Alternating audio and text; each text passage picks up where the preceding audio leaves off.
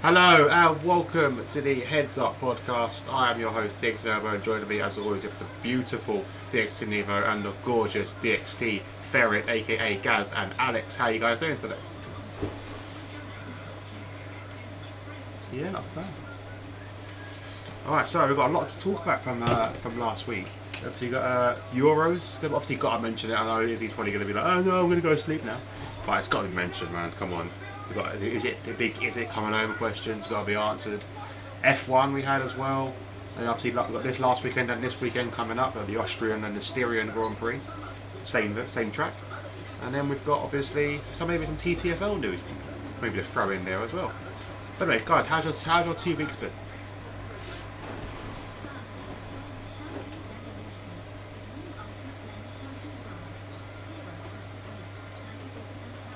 Hang on, one second. There we go. We'll try that again. Yeah, no one can hear apparently, but it's just this. I don't know why. For some reason, Streamlabs just seems to fuck up. I don't know what it is. They just go, nah, I don't want to work today.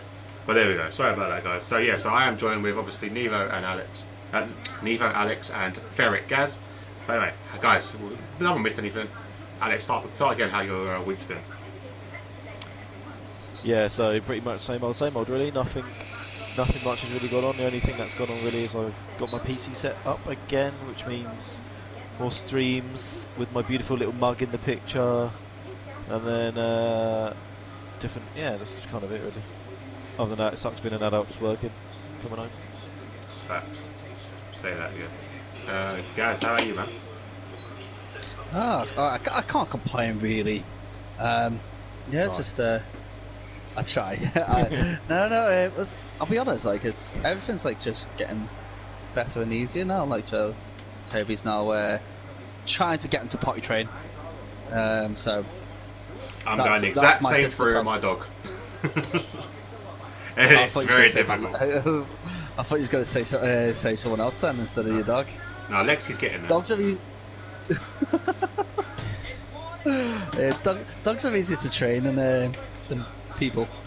He just refuses to sit on it, so.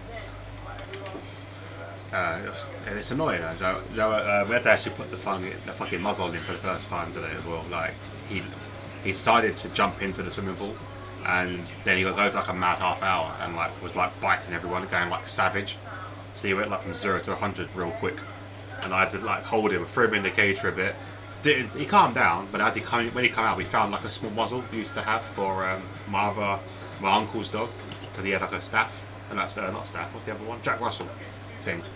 So we put it on him, and he spent the next half an hour to an hour trying to get it off, and then calm down. So it was it worked out in the end. So then I suggest a muzzle maybe.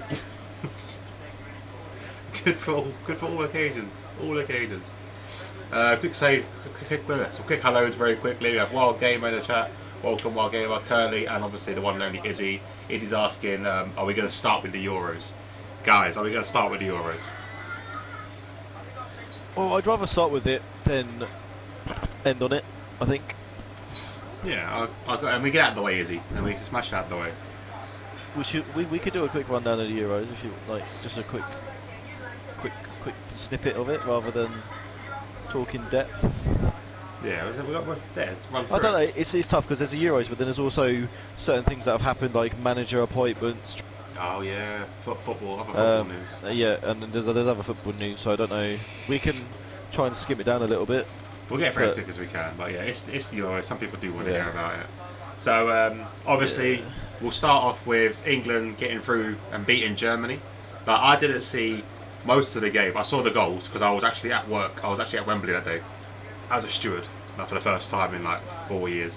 So I didn't get to see any of the game, but the atmosphere was amazing, the fans were always amazing, and the goals were pretty good. Although I've got a gripe, I'm going to get out of the way now, but Declan Rice, if you ever listen to this, you're a cunt. I'm done, that's it, I've said it. He is the fucking prick. I hate him.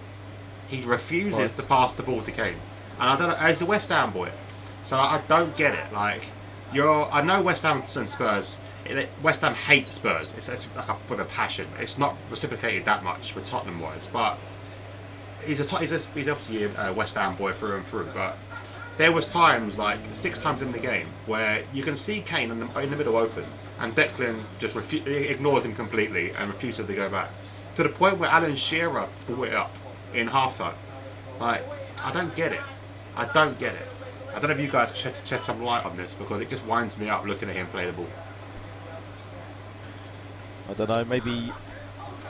I think, to be fair, I feel like Harry Kane hasn't had many touches in general, so some of it might just be the fact that the way they're playing has been to maybe not just go straight into Kane and play from there. Maybe it's to try and get something in the box for Kane to finish, but I don't know. But if you look at most of the games, he's had very little. Yeah, but he don't get the ball. So I don't know. But it could be a team. You're right. It could be a team talk. It could be trying to cross it in all the time, which is what they've been doing. All the goals have basically come from crosses. Well, 90% of them at least, anyway. Guys, what's your take on it? Because I want to punch him. I see it like, I'll be honest, I wasn't really focused on that part. Yeah, he's not. I don't think he's the best player to be put in that CDM role, but he's got a good partnership working with Phillips, and that works well. And it worked well in the first game. It also worked well against Germany. So, from an England point of view, he's all right. But like Kane needs to show a bit more enthusiasm in the game. He does. He's a captain. Been off the He's ball too a lot. soft. He's too soft as a captain. Yeah. He needs to demand the ball, and he's not doing it. Yeah. It's it. I don't know. But the way we went out in Germany the first half, I think it was completely the wrong way to go about it. It was the same way we did against Scotland. The only good thing I think came out of it was Southgate recognised it and adapted it. So in the second half, we was 10 times the better team, and it was actually good to watch. Apart from like Sterling nearly giving away the ball and costing a goal, but I think we was the better team in that second half. First half, it was atrocious, really appalling. I did like Sterling's reaction though. Yeah, no, Like, it was passionate. But yeah, like when he noticed what he'd done, like, and then the relief when Muller put it wide, like it's nice to see. And there's been a lot of hate on Sterling, and like I include myself in this, but I can't fault him for really in an England shirt. The only criticism I can make in that situation was that obviously his reaction was completely human. Like he just stood there in like shock and awe, waiting to see what's going to happen. He could have sprinted back and tried to do something and tried to get the ball back. I know it was a long way to go, but at least make the effort. Yeah. But he just stood there. But obviously, in the end, it was all right. But I don't think he would have done anything anyway. Let's be honest. But you never know what happens in football. Yeah, he would have never, because I mean you've got Kyle Walker, who's questionably maybe even quicker than Sterling, and he almost made it back, and he was obviously deeper, so Sterling would never even got anywhere near. I don't think. Muller was super clean through. Like I was expecting to see the net bulge. I'm not gonna lie. When he went through, I was like, no. And then when he put it wide, I was like, this is it. As soon as that ball went wide, I knew we'd won this game. I completely agree with you on that. It's like Thomas Muller. Yeah.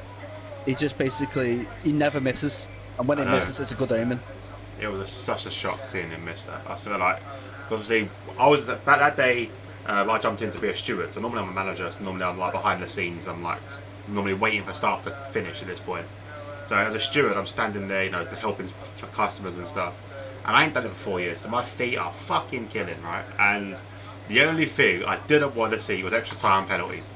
Not because I'm worried about us losing. I just didn't want to be there for an extra fucking 2-3 hours. At that point, if England drew, I would have rather us lost than go to extra time, because I just couldn't. I was so fucking tired. I was so fucking tired. But in the end, Selfish. it worked out. It was completely selfish. What So selfish. Well, I'd mate, rather my nation lose than my feet. Do you know what the get mistake a bit was? achy. The mistake was, right, I brought, because I say I'm not a stewarding, so you've got to wear all black as a steward, right? So you wear like a funeral director, you're wearing all black. And the shoes I had were not boxes material, right? So like, obviously we work in the boxes, like really posh areas. So I had to get new shoes. And they were fucking killing me. Absolutely agony. Really bad. Really, really bad.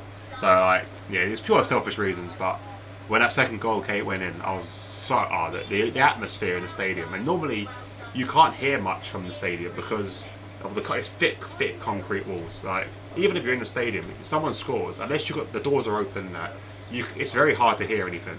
when that second goal came in, even with a less than half capacity stadium, the whole place vibrated, and it was the nice feeling to feel that again. And if there was 90,000 there, oh, it would have been incredible. It would have been incredible. I know there's gonna be haters out there saying, they can't have 60,000. Oh, fuck off, man. Look, it's football. All right, it happens. We're gonna do it anyway. We're gonna do it anyway. But no, it was. I kind of think it's stupid that people are moaning about having like 60,000. Like when the stadium can hold 90,000, and they're going to do like what 3/4 capacity. That's still plenty of social distancing involved. Yeah, 100% it is. Definitely is. Stadium's huge. It's bigger than people think it is. It's so massive. Oh yeah, it's fingers crossed. People moaning about that. Proper. Yeah. Well, someone's mic is going through a blender. Gaz, what are you doing? I'm not doing anything. Who's It's definitely Gaz's. It's definitely yours, Gaz. I think it sounds like you got whipped cream out. What? Unplug your mic a minute. There. It's gone. It just sounds like he's got whipped cream out. Like what? Like Gaz, this conversation like really like doing it for you. Yeah, no, No. whipped cream on my Whipped teeth. cream and the cherries. Oh, this is Yeah, quite no, well.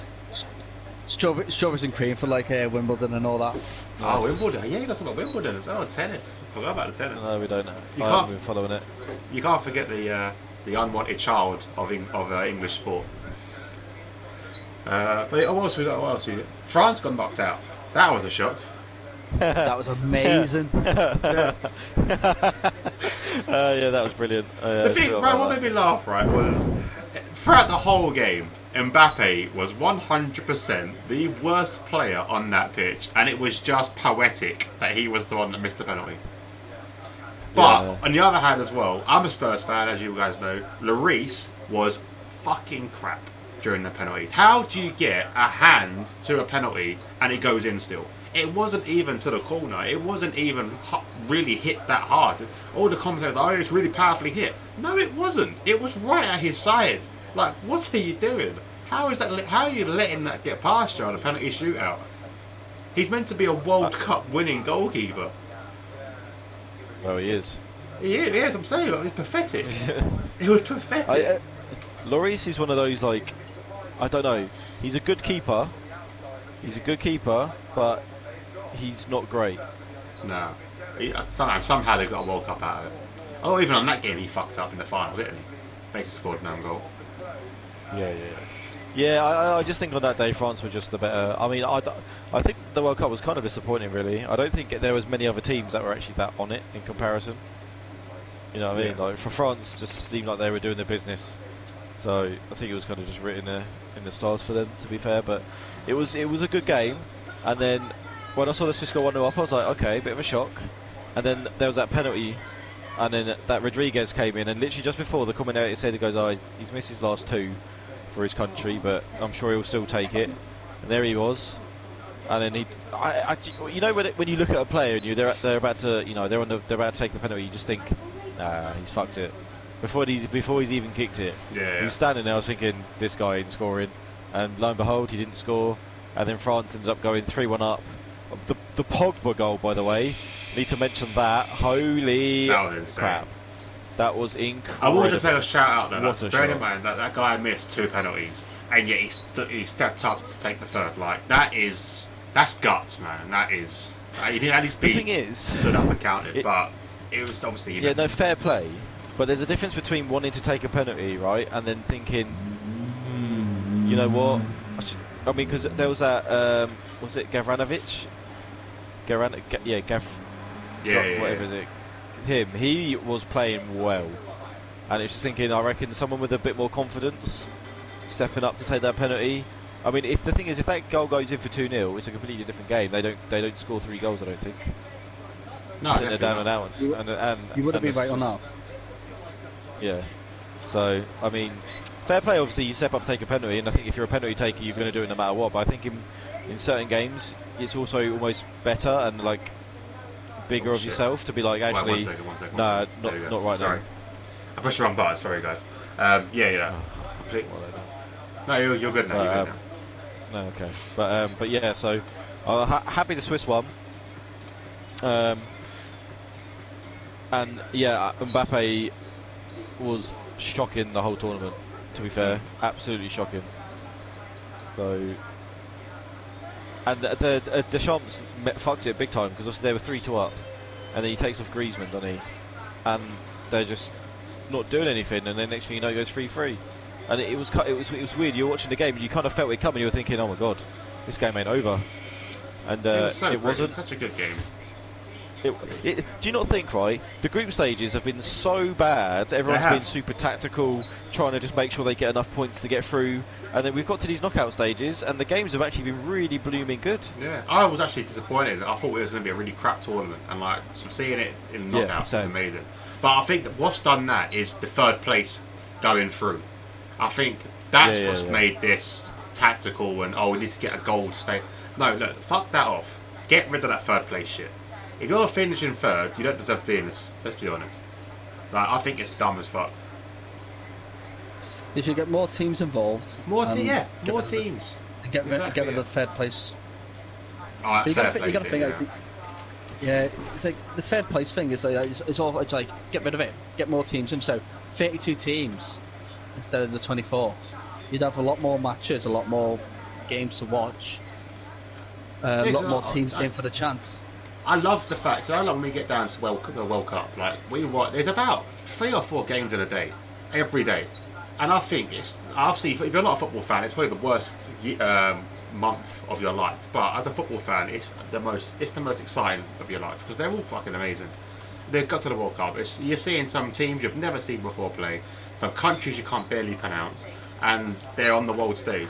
And I think that's what needs to be here. Like, I would love to see a team like Malta have even a chance, or San Marino have a chance to get in this. Just a little chance. Just so they can have that. They'll get beat by everyone. I know they would. But the money they'd get from being on the world stage, on the European stage, will be incredible.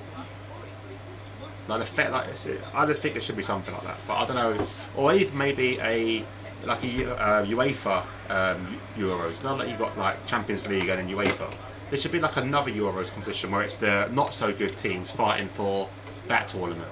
I think that'd be quite interesting to watch because then you get to see these lower class teams like San Marino and Malta and the Faroe Islands and Gibraltar bringing a team. I think it'd be insane. Well, that's what the qualifiers are for. Yeah, no, but it's not the same though, is it? It's not the same though. It might not be the same, but I do think that the format's a little bit wrong. But they should not. I don't reckon a second competition will make that any better. I think it will. I'd be good, interesting to watch. I would like to see it. I would probably sit and watch it if it was San Marino and Malta for the final. Fucking hell, I'd love to see that. They would. Yeah. They'll never get to the final. Like there's lower class teams better than them, but just throwing them 2 teams out there. I know they're tiny, like tiny countries. No, you can't dismiss the lower class teams because you've got to think that the Euros alone have brought out some shocking winners. Yeah. Greece won it, yeah. Portugal won it when they weren't really good. You've got Germany winning it in '96. They played ugly football and won it. Denmark in '92 won it. I was about to say Denmark in '92 when they abused the pass back rule, didn't they? They brought the rule in, wasn't it? Yeah, that was the reason why they brought the rule in. But the thing is, it's like they played ugly for football and they won, but they didn't even deserve to be there. Yeah. They took over Yugoslavia's place because Yugoslavia was going through civil war, and FIFA thought, you know what? Because you're going through war, we're going to punish you for war and not let you play. Yeah, well done, FIFA. Conspiracy to the max. No, you're right. I said it's ridiculous, but I would like to see a second tour. I think it'd just be interesting to watch, just because maybe it gets them some money. They can upgrade their facilities because don't forget these guys as well. A lot of these, especially the lower class, like I'm going to keep saying them, San Marino and Malta, they are part-time footballers. Like, let's be honest. Like they go to work after their football match or during the week. They're not training. So unless some woman out there gives birth to the next Messi, they're not going to be able to. And even then, if they give birth to the next Messi, the chances of a player from San Marino coming through and being the best player in the world is still next to none because they ain't got the facilities, they ain't got the scouts going out there to see them. So it's it might just twist it a little bit. You never know what can happen. Even if they were born in San Marino, they'll still play for another national team. If they can get out of it, though, that's the thing. Like, what scout is going to go to San Marino? Like, Yeah, but honestly. it's like you get the world's best footballer. They're going to get spotted by the time they're 12. No matter where you are in the world, if you're playing for a team, you're gonna get spotted. I would like to think so. Don't get me wrong. I would like to think so, but I just don't think it's possible. Well, yeah, the scouting network for football is quite large. Like you got to think of the you got to think of the Northwest grouping for England. So you have like Liverpool, Wigan, and Crewe, and they scout for each other. So Crewe will do UK based scouting. Wigan will do Scandinavian, Germany, Denmark, and where Liverpool does Spain and Italy and France. So they kind of they work together and they scout for each other. So they're saving a lot of resources. And they go, oh, well, this player's good, but he's not our kind of good, but he'll fit into the Wigan squad quite easily. And they'll pass the details over to Wigan, and then that's how Wigan gets the players. And it's like Crewe does it all the time.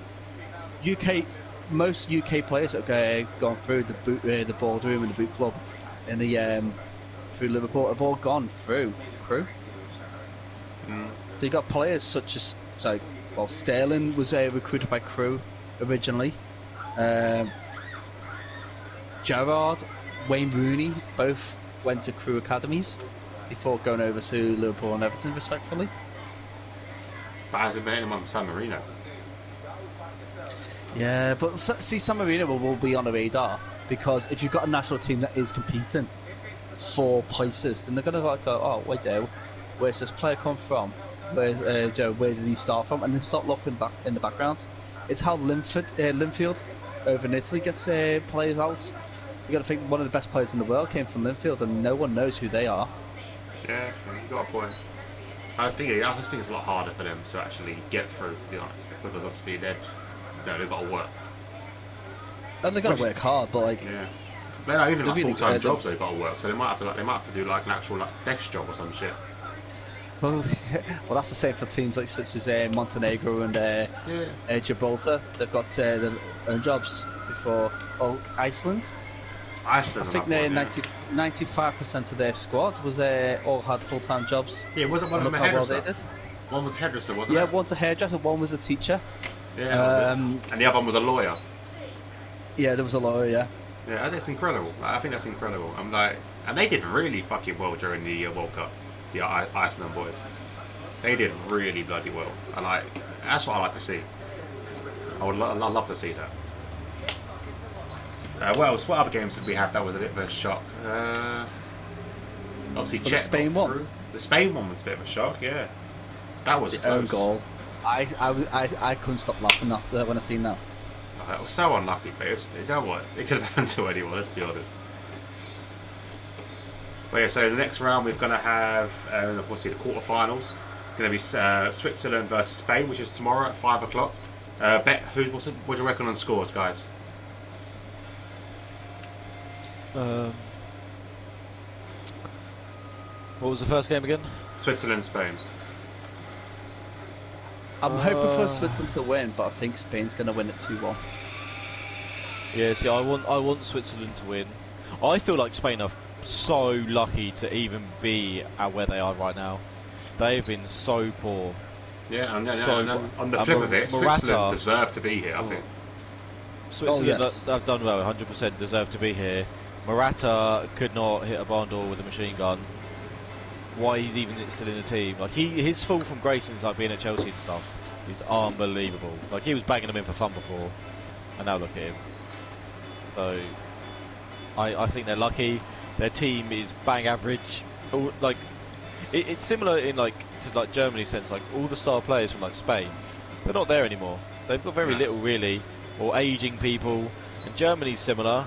All their goods, they're aging.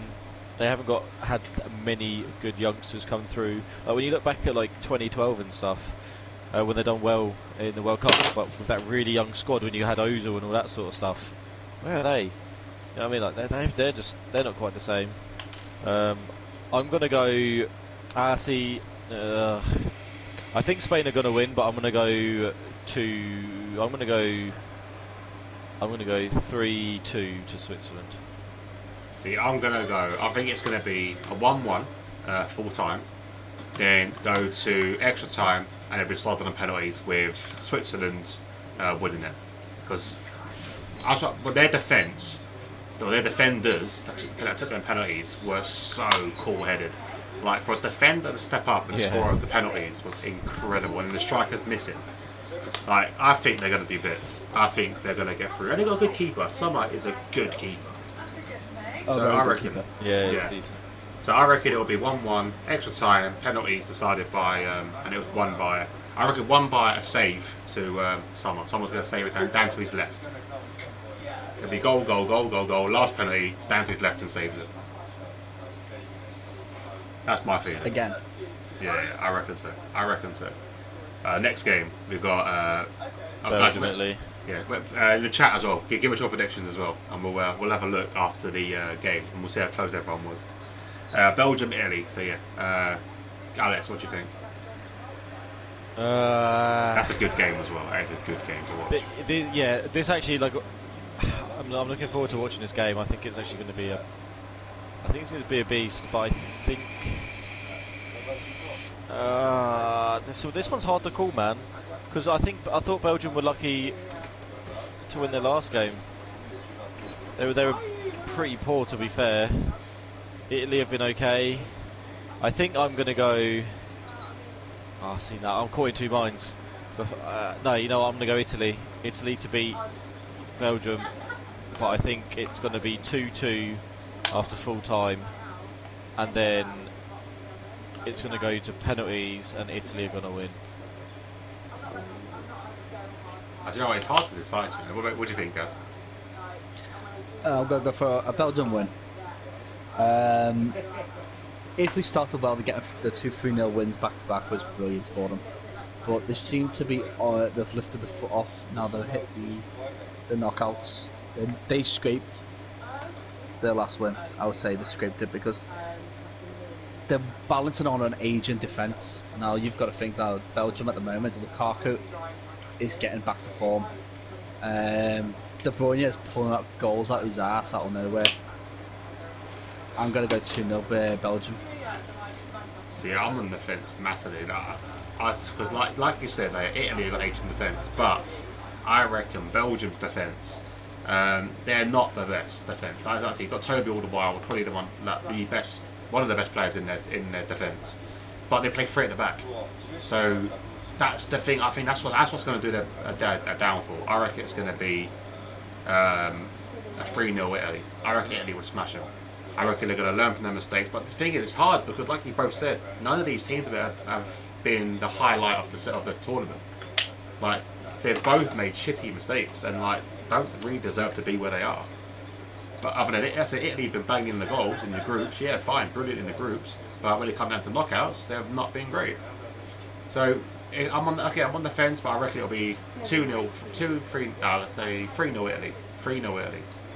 Maybe 3-1. Give it Belgium some respect. 3-1. But I reckon it'll be a close game. I do reckon it'll be a close game. It's a tough one to call, really, because, like I said, I feel like Belgium scraped through. Obviously, they had that good goal from Torgan Hazard. But other than that, I didn't think they were that good in the game. I feel like Portugal actually had some of the better opportunities, and things like that. But to be fair, I haven't really watched Italy, but I've seen some of the highlights. But I think with Immobile's pace, he's going to cause some problems. Well, Insigne is putting the ball right on his foot, if you get me. Yeah. Immobile is basically, you're looking at it, it's like, where has he been for the last 2 seasons? Because he hasn't shown anywhere in domestic leagues. He hasn't shown anything, and now he's come out of nowhere and done really well. But you can't rely on those 2 players to be dragging you through the knockout stages. Yeah, you definitely. No, that's true. It's going to be a weird game. It's one of those things. I feel like Belgium are going to win it, but I'm going to go with Italy. That's my. It's a weird one. I think on the day Belgium are probably going to be better, but I'm just going to go with the Italy win. It's such a hard feeling. Like sometimes I feel like Belgium are good, and I feel like actually wait, No, I can see Italy going.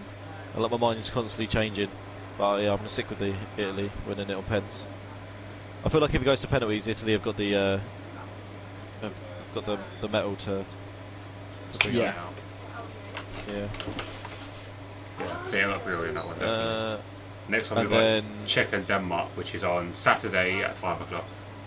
You know what? For me, this isn't even about who I think is going to win. It's more that I want Denmark to beat them. But I mean, to be fair, I think Denmark are going to win. Czech Republic played really well though, but I think they're kind of living on borrowed time. But I want Denmark to win, and I think they will win. Yeah, it'd be good for Ericsson as well. Yeah, 100%. Yeah. I mean, See, it's a tough one because you're kind of thinking like, okay, who would we want to play out of Denmark and Czech? We've already beaten Czech, but it's a different animal in the knockouts. Denmark, I don't think. I mean, again, they got that last win and scraped through, right? I don't think. I feel like we're capable of beating them yeah. quite comfortably. What do you reckon, See, Gus? I'm all for Denmark. Honestly, obviously the first game really shook them up. It really, players didn't really want to get back on the pitch, but they were told if they don't get back on the pitch, they're going to forfeit. That was wrong. because Completely wrong. there's no scope for postponing the game. That's They what could, their, I think their I issue think was. they could have done easily. They could have postponed it. They could have played it later. Later. Well, the thing is, it's like you got to think all the group stages have got to be finished by certain dates, and due to the health and safety that is being pressured onto FIFA, they got to give those certain amount of days between each game. Now, if Denmark and Denmark decide, oh, yeah, we'll play tomorrow, then it's like, yeah, you play tomorrow, but then you've got then 2 days until your next game, and that doesn't meet the regulations. So there was no scope for that, and they couldn't push back every game of theirs just to fit them in. It was going to be a lot more. So they was like, I'm sorry, if you can't play, then you're going to have to forfeit, and that was understandable why FIFA did that. Hats off to them saying like, yeah, we're going to play. We know Ericsson's going to be okay. Let's go out there and play. And they played 2 hard matches for them, Joe getting over the emotional, and then they started winning. 4-0 against Wales. Wales tore themselves apart. They dropped themselves as the worst disciplined team after that one game. The amount of yellow cards, the red card, it was absolutely terrible from Wales' point of view. 4-0 Denmark, and they're going into a game against Czech Republic, who have been scraping wins. That's exactly what Denmark want to be. They're in a great position. Denmark 3-0. Yeah, I reckon. Well, what do you think the score was, Alex? By the way. Yeah, I'm gonna go. I feel like they're gonna kind of slap them really, but I'm gonna go 2-0 Denmark. See, I reckon they're going to scrape it. I reckon it'll be a 1-0. I reckon Czech will step up a little bit, and it will be a 1-0. It's a tough one to call though, because you know, we're talking like our potential opponents, right? And I feel like Denmark they're riding high. They've kind of got the whole Christian Eriksen thing behind them. I feel like they're a more dangerous opponent to face. They are probably a better team than Czech. We've already beaten Czech, but I still think we're more than capable of beating Denmark. But I think, yeah, I'm going to go 2-0. I feel like it could be more. I feel like Denmark, if Denmark turn up like they did against like Wales. I mean, Wales are shocking to be honest though. They were lucky to be where they were, I think. They're one of the worst teams in the tournament in my perspective. But yeah, 2-0 Denmark. What about last game? Obviously, Ukraine-England. I watched the Ukraine and Sweden game, and I was kind of hoping Ukraine would win because I would have rather have faced Ukraine over Sweden. Ukraine do have some good players, but one thing I noticed, they looked puffed in that second half. They looked puffed. I feel like in the first half they were decent. There was Zinchenko, there was Yarmolenko making things happen. They've got that, I can't remember the number 10, Shrap.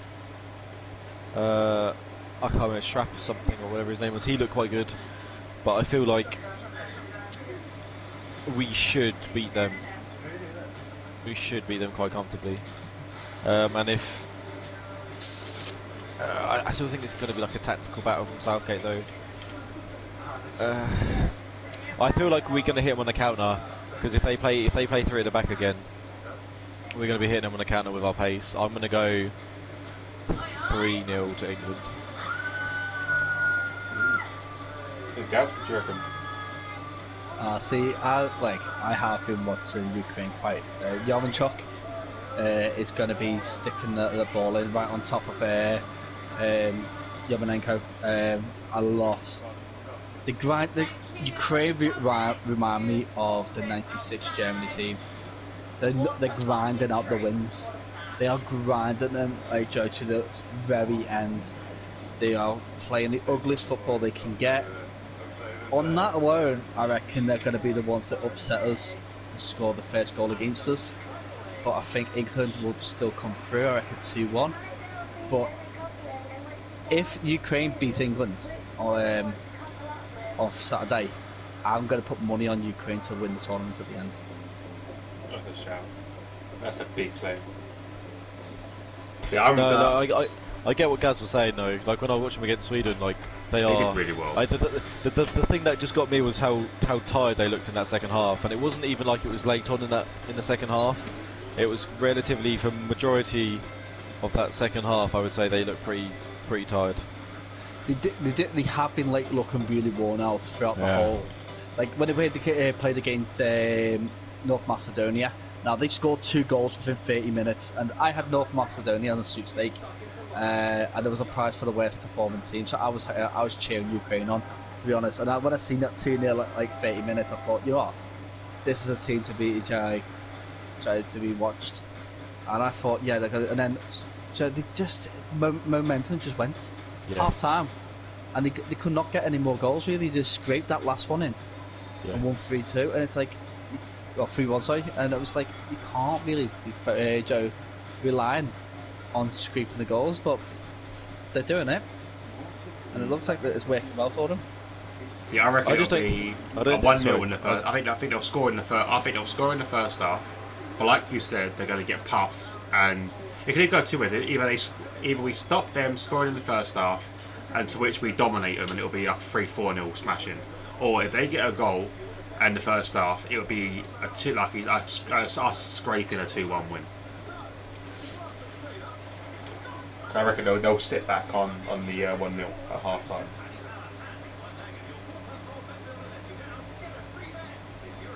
You guys still there? It sounds like a Everyone's really quiet.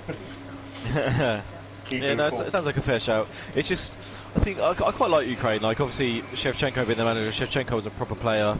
I mean, like I said, they got Yarmolenko, they got Zinchenko, they've got a couple of decent players. It was just how puffed they got, and I feel.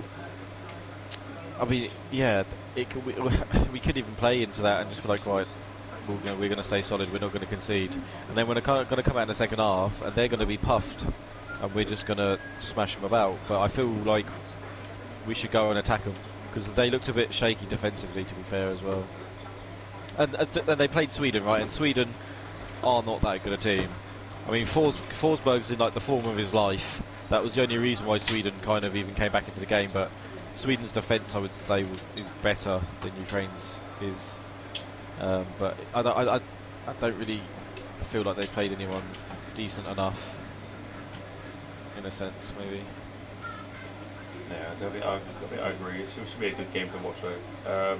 Alright, so last question about the Euros before we move on. Is it coming home? No. I'm going to be optimistic. I'm going to be optimistic and say yes. The thing is, if it's not, like, this is probably our best chance to get to a final in a long, long time. If we don't do it now, I don't think it's ever possible. I don't think we'll ever get to a final. We'll ever do If we don't get to this final, I don't think we're doing it with this group of players. No. And I think it will be, this is one of the best group players we've had for a long years. time. Yeah. I mean, don't get me wrong, a lot of them are still quite young. So, if you think, if we don't, if we made it to the semis of like the World Cup, we should be making it to the semis minimum of the Euros. But if we don't get into that final, then I don't. If we get to this final, then I could see us doing pretty well in the World Cup and the next Euros, especially with this current crop of players. But if we don't make it to at least the final, I think yeah, I don't think we're winning anything for a long, long, long time still. Yeah, I agree. Alright, so enough Euro talk. Let's go on to F1. Obviously, we had the Austrian Grand Prix last week. Max Verstappen basically dominated that race. Like he has been doing really the whole season. He's been doing bits. Red Bull team's on fire, I think. But I don't know. I think it's done for Lewis. I think it's now over. I can't see him. I can't see the car doing well this year. He's okay. He's doing okay, but he's still full of mistakes. And I think it's kind of done. I think Red Bull are now going to win this championship. I think there's nothing Mercedes can do to stop them. I think it's still quite close. I kind of agree. I think this is Max Verstappen to lose in that sense. The Mercedes, it's like I mentioned. I think every time we talk about Mercedes strategy calls are shocking, and they've only been saved in the past because their car was so much quicker, and they had Lewis driving who could bail them out. Whereas now they make these awful decisions, and their car's not quick enough. And Lewis is obviously an amazing driver, still the best on the grid in my opinion, but you can't bail him out if the car's. I mean, Red Bull definitely have a better car. Bottas is now. You're seeing actually how poor Bottas kind of is, because now there's other people that can beat him. He's always when you look at like how. I mean, fair enough. Yeah, Hamilton did tail off at the end, but it's probably just gets to the stage where in a race where you're like, well, I'm not going to catch him. Go fight it. He went manage it to the end. Yeah, he went for the fastest lap, and it's like, I mean, I'm glad they did that. I was just like, if they do not bring him in to do what that one fast lap, I'll be fuming. But they did. I was glad. But that's all he could do, right? So, and then you see Bottas just like off in the distance, and you can see the caliber of driver when you've got Max and Lewis at the front, like that far kind of in head, and their teammates. I mean, Perez is solid. Don't get me wrong, Perez is solid, and it's first season in the car. But Bottas has been in that Mercedes quite a few years now, and he's done fuck all, to be honest. Gas, thoughts? I'm being a bit more. I'm more thinking that, considering what's going on with the FIA recently with the engine call-ins and that, there's been a massive improvement from the pace from Red Bull over the last few races. You got to think Bahrain, where the Red Bull was a little bit quicker, wasn't a lot quicker, but just it will be edging in front. But then when you go down to like France, the performance difference is phenomenal, and they can't tell and say, "Oh yeah, it's because our aero package is amazing." That will take off 4 tenths, not like a whole second a lap. Yeah. So I think basically based on what if the FIA find anything wrongdoing from Red Bull, then we could be saying goodbye to Red Bull's championship chances. If not, then it will be Red Bull all the way. I think this is the gripe I've got as well with the double header that they're doing this year, because like we said last week, if you watched it, no, 2 weeks ago when you watched it, they could have done like multiple different options on that France track, yet they're doing exactly the same track. It's looking to be in exactly the same conditions as well, like no change in weather or anything like that. So it's inevitable that Red Bull are going to be exactly the same, like just as good as they was, probably even better. So this is what I don't understand, why they didn't go anywhere else, why they chose to do a double header around an Austrian track when the car's Austrian, around the Red Bull Ring, which was one of their testing tracks. I think it's a bit bullshit, if I'm honest. It's just because they get it's 3 facilities. I know, but it's exactly the same track. What more can we learn from this? Like, yeah, Red Bull are going to win, like, you know it now, but it was the same last year during COVID. At least with COVID, you kind of understood why they had to do it, just to get the tracks out. But there's no change to the track, and I think this year they had so many different options they could have went to, and they've gone to the same track twice, and I think that's just stupid. Are they thinking of using it for the sprint race though?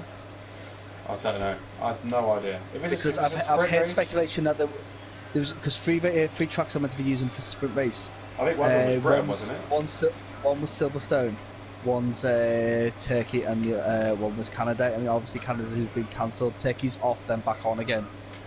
So, are they going to use Austria as the double-header one for the sprint race? Just to basically, that way they can do a proper comparison between real qualifying and sprint race qualifying. That would make more sense, but I can guarantee they won't do it, and it'll be a normal race, and it'll just be just pointless. But yeah, this is the time to do it. But I think it's too late in the day to make the decision, and I think it would have been announced to do it this race. Yeah, but there's been times where we've missed a little statement to come out. Very true. But yeah, it would make more sense if they did it, but I think if it's going to be the same race, exactly the same format, I think it's a complete cock-up. Like, I've a guarantee, guys, you can probably list about 4 different tracks up right now, off the top of your heads, that they could have went to instead, that was in the green zone. Yes.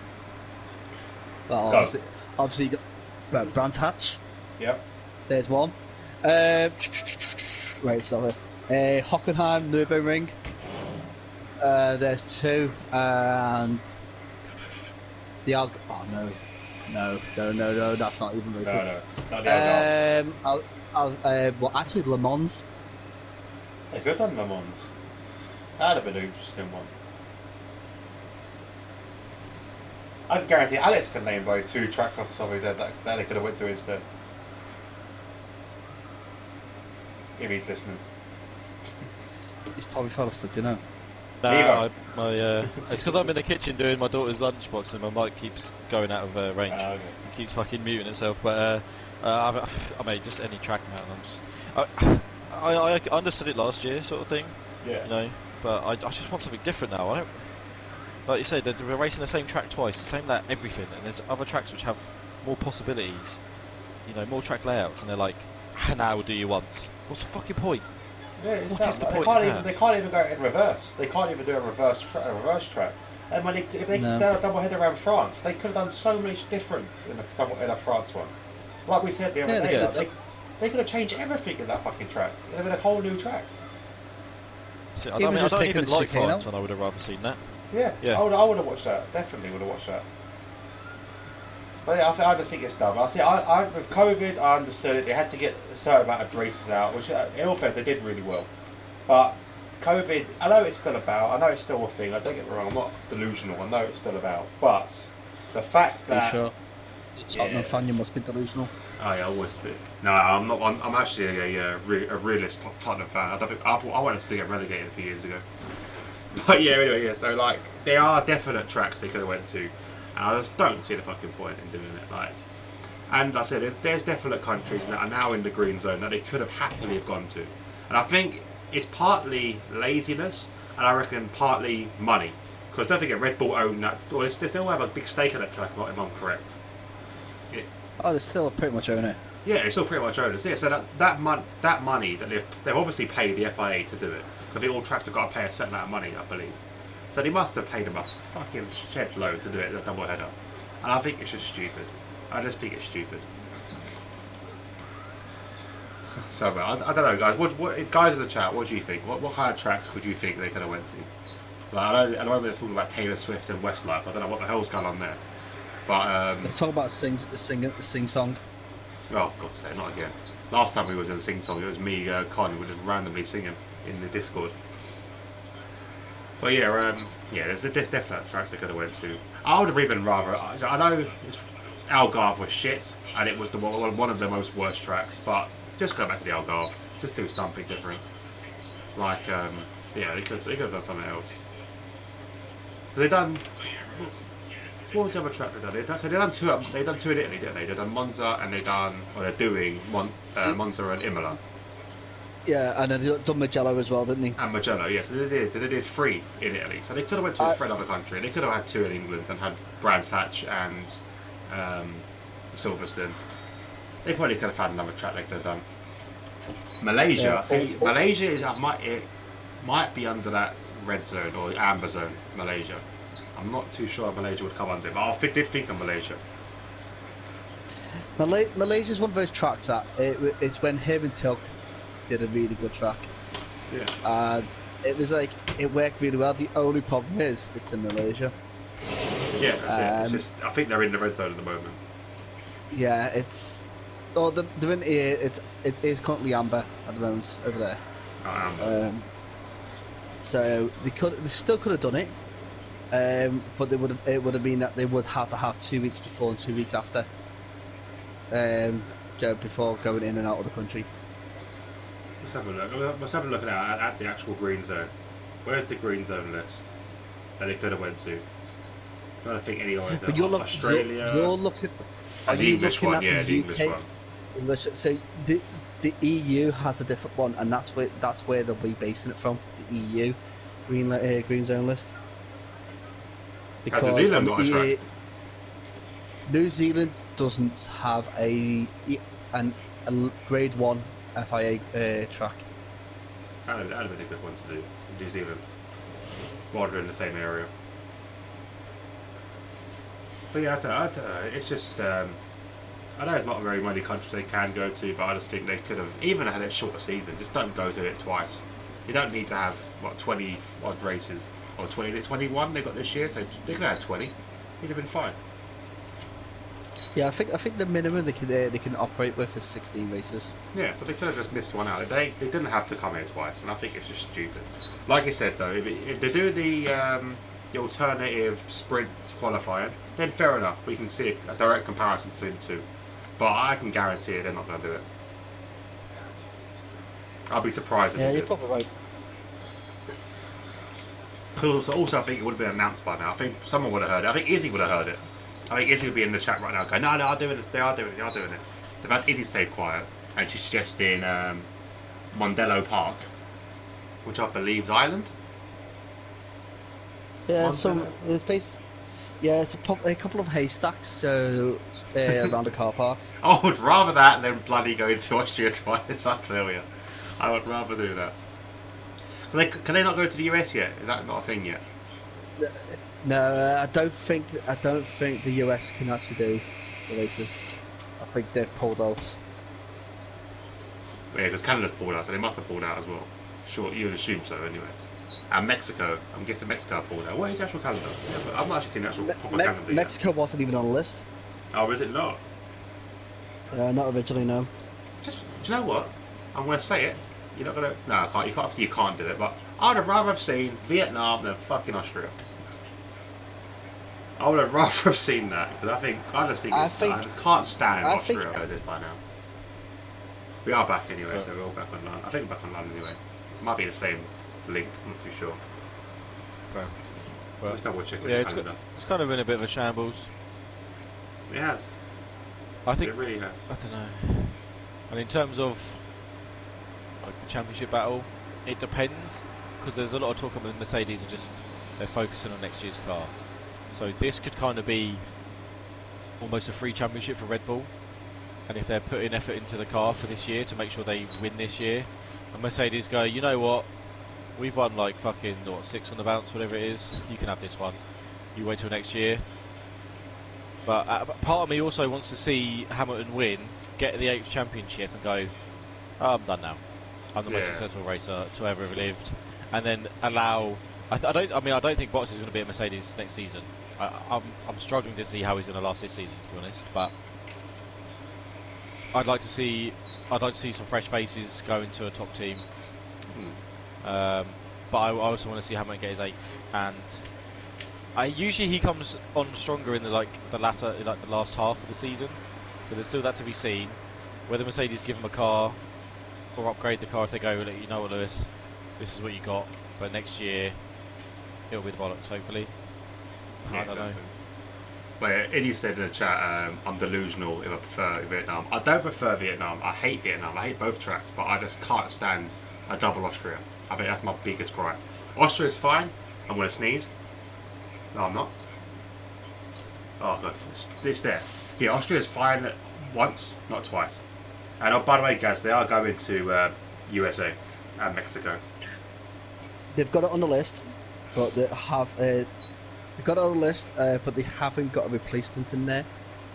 because they've also still got Brazil on the list, and they've Brazil actually there, said, and that's not likely to be to happen because they are so against the Brazilian COVID restriction laws because Brazil doesn't have any. Yeah. Well, I was thinking if they do go to USA, surely there's another track they could have utilised. There must be another track somewhere in USA that they could have made an F1 graded track. This is why they got. This is why they did the Miami one, because it drove through all the car parks around Miami, because they haven't got a FIA graded one graded track, because Road America is too hilly.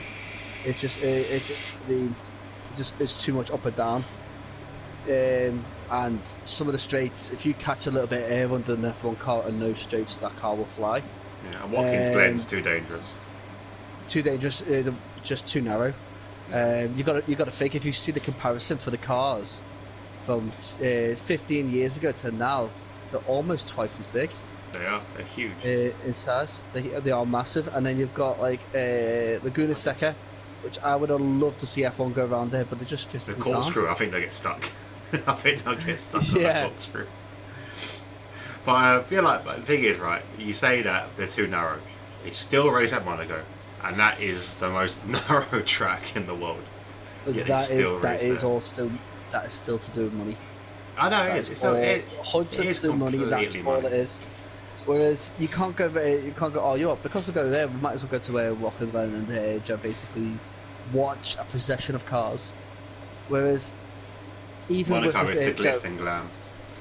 yeah, it is. It's all about. It's about the money. It's about the yachts in the marina, which is all going to change in years to come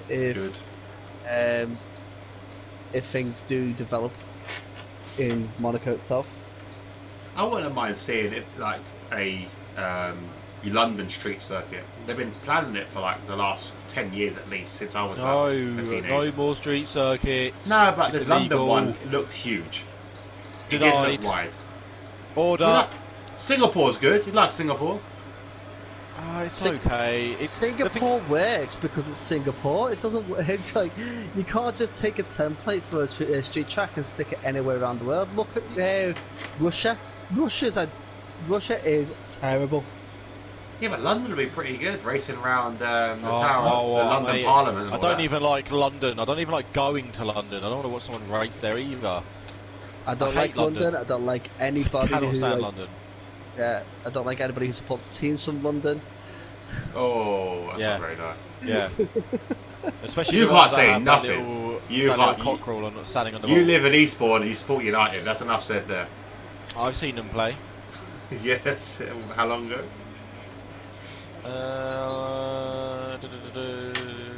5 years. Yeah. 6 years. Long time. Yeah, No, well, then- now I have a kid and I'm busy working. Oh, here we go. Bring the kid I can't- into it all the time. Just I because I'm the can't- only one without a kid, I can keep my legs together. We'll make it. We'll change it. Make something happen and change it so we can't throw that in your face. Exactly. Oh, No, mate, because imagine that. everyone will be It'll here. be, He'll be like, it'll oh, be- I can't talk on party chat, I've got a baby. It'll be the DxT mini, the DxT Miners podcast with featuring Toby, Olivia, and baby yet to be named. Baby hobo. You're, Baby over. you're calling it Alex. It's unisex.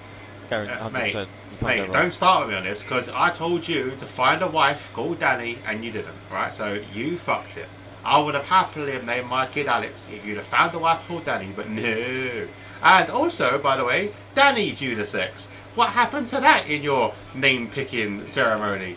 No, exactly. You picked Olivia. Yeah, because I just like the name. Olivia Okay. Rose. But Danny Rose, mate. Yeah, Danny I'll Rose. be You about honest. Danny Rose? What you say less?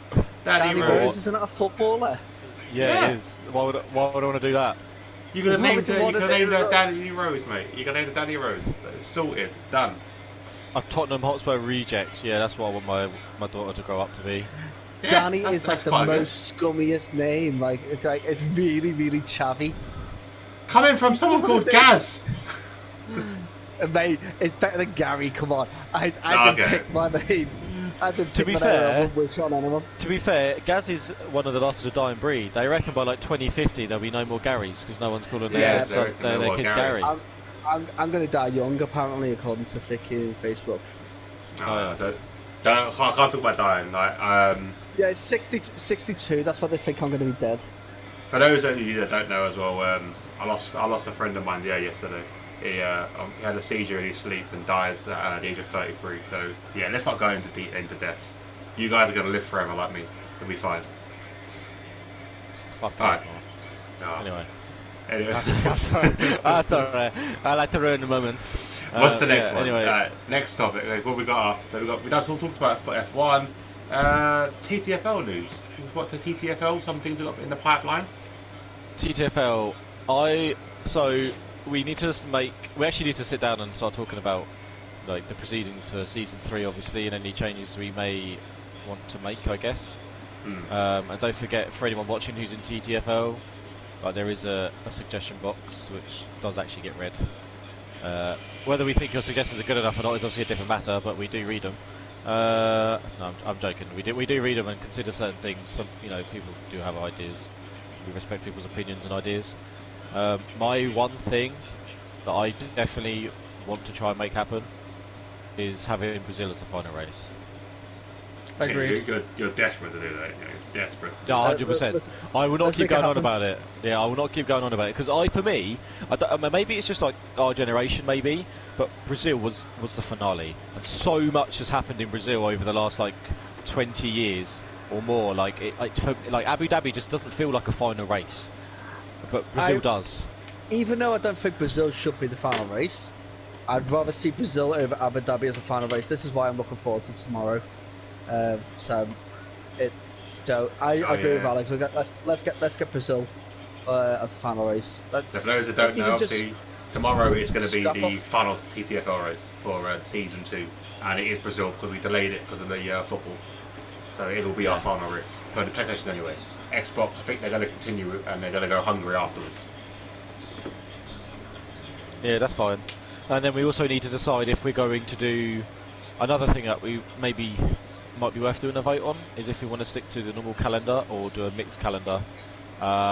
Maybe set out a few races to try, because you want to try and break it up, right? You don't want to say if we randomised it and we got all street circuits, you wouldn't want to do that. You'd want to have a nice open circuit, maybe then a street one, then another, try and space them out a little bit. But I kind of like following the calendar, but I kind of like the idea of doing something a little bit different, mixing it up a little bit, making the league stand out a little bit on its own, not just following suit.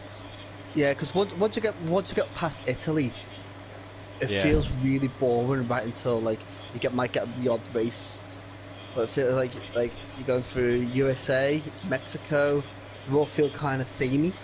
Yeah. And then you get the odd, or you get Brazil right near the end, and that makes it feel better. And then you're finishing off with basically vomiting around Abu Dhabi. Yeah, exactly. So there's still certain things we need to finish off. Obviously, the cars will be done in the manner that they have been from the start. Everyone's picking their teammates. The champions get to pick what car they want for the next season, and then the rest will be randomly assigned by our magic random generator on Google. Spin the wheel. Spin the wheel, which obviously we will do a stream for. So that'll be that. I can announce actually the two champions that pick not the cars, but they pick their teammates anyway. Yeah.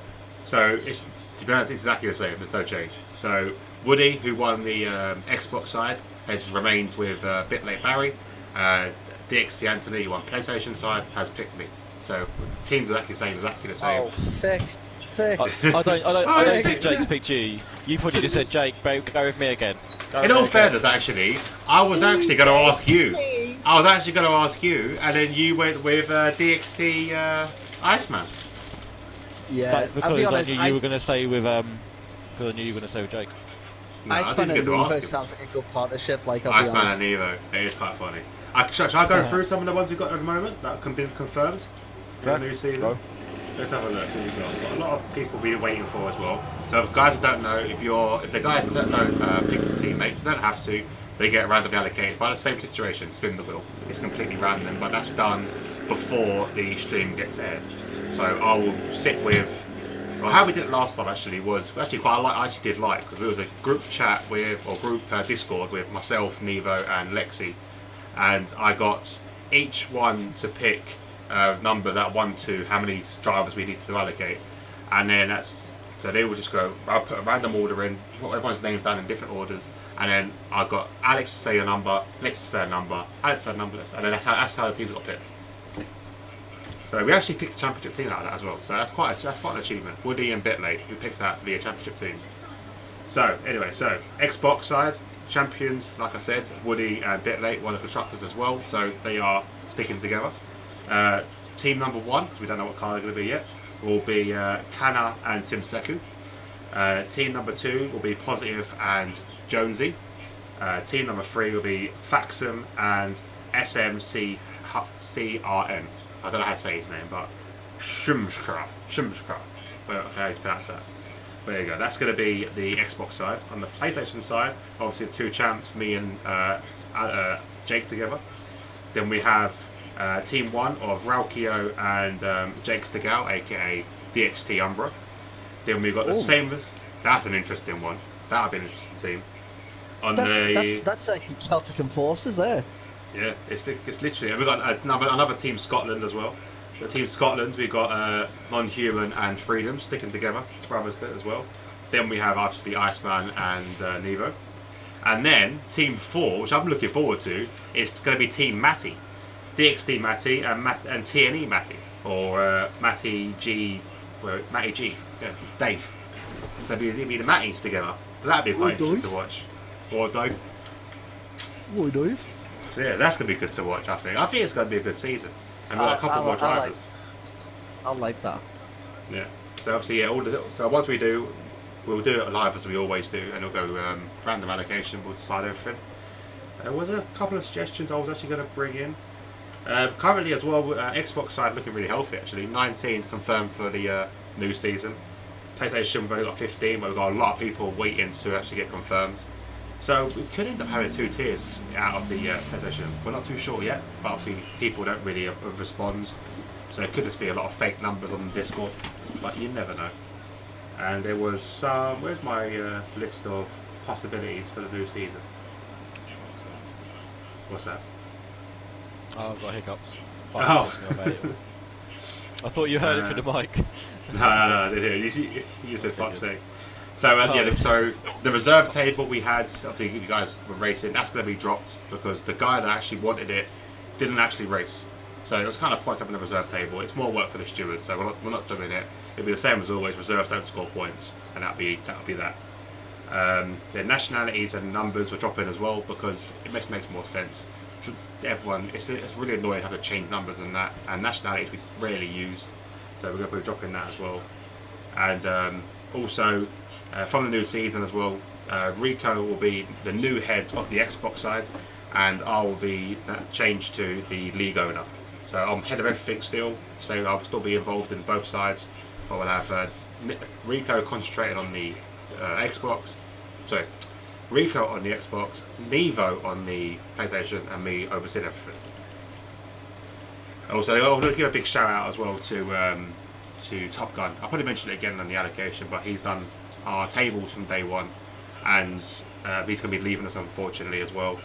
So that's going to be a big shame. And also DxT Thomas is dropping racing because of school and uni. So unfortunately, he'll be his last race on the weekend, or well, last race in Hungary. But yeah, it'll be big losses to the DxT lot.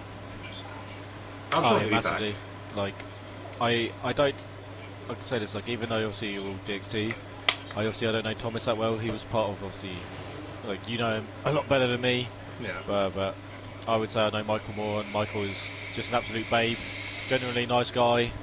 That's Top Gun, by the way. Yeah, that's Top Gun. So yeah, Michael is Top Gun. He couldn't race because of obviously the timings of the TTFL. So instead of racing, he just goes, "Oh, do you want any other help? I'd like to still participate in some sort of way." And then I just understanding, like Homer said, for the last 2 seasons. So absolute, not just a top gun, top lad. He will be missed. Hopefully, I get to see him racing in some aspects in Formula One because he was obviously a quality racer. So thank you, Top Gun, for the contributions you made last couple of seasons. Yeah, definitely. And then I'm trying to think what else.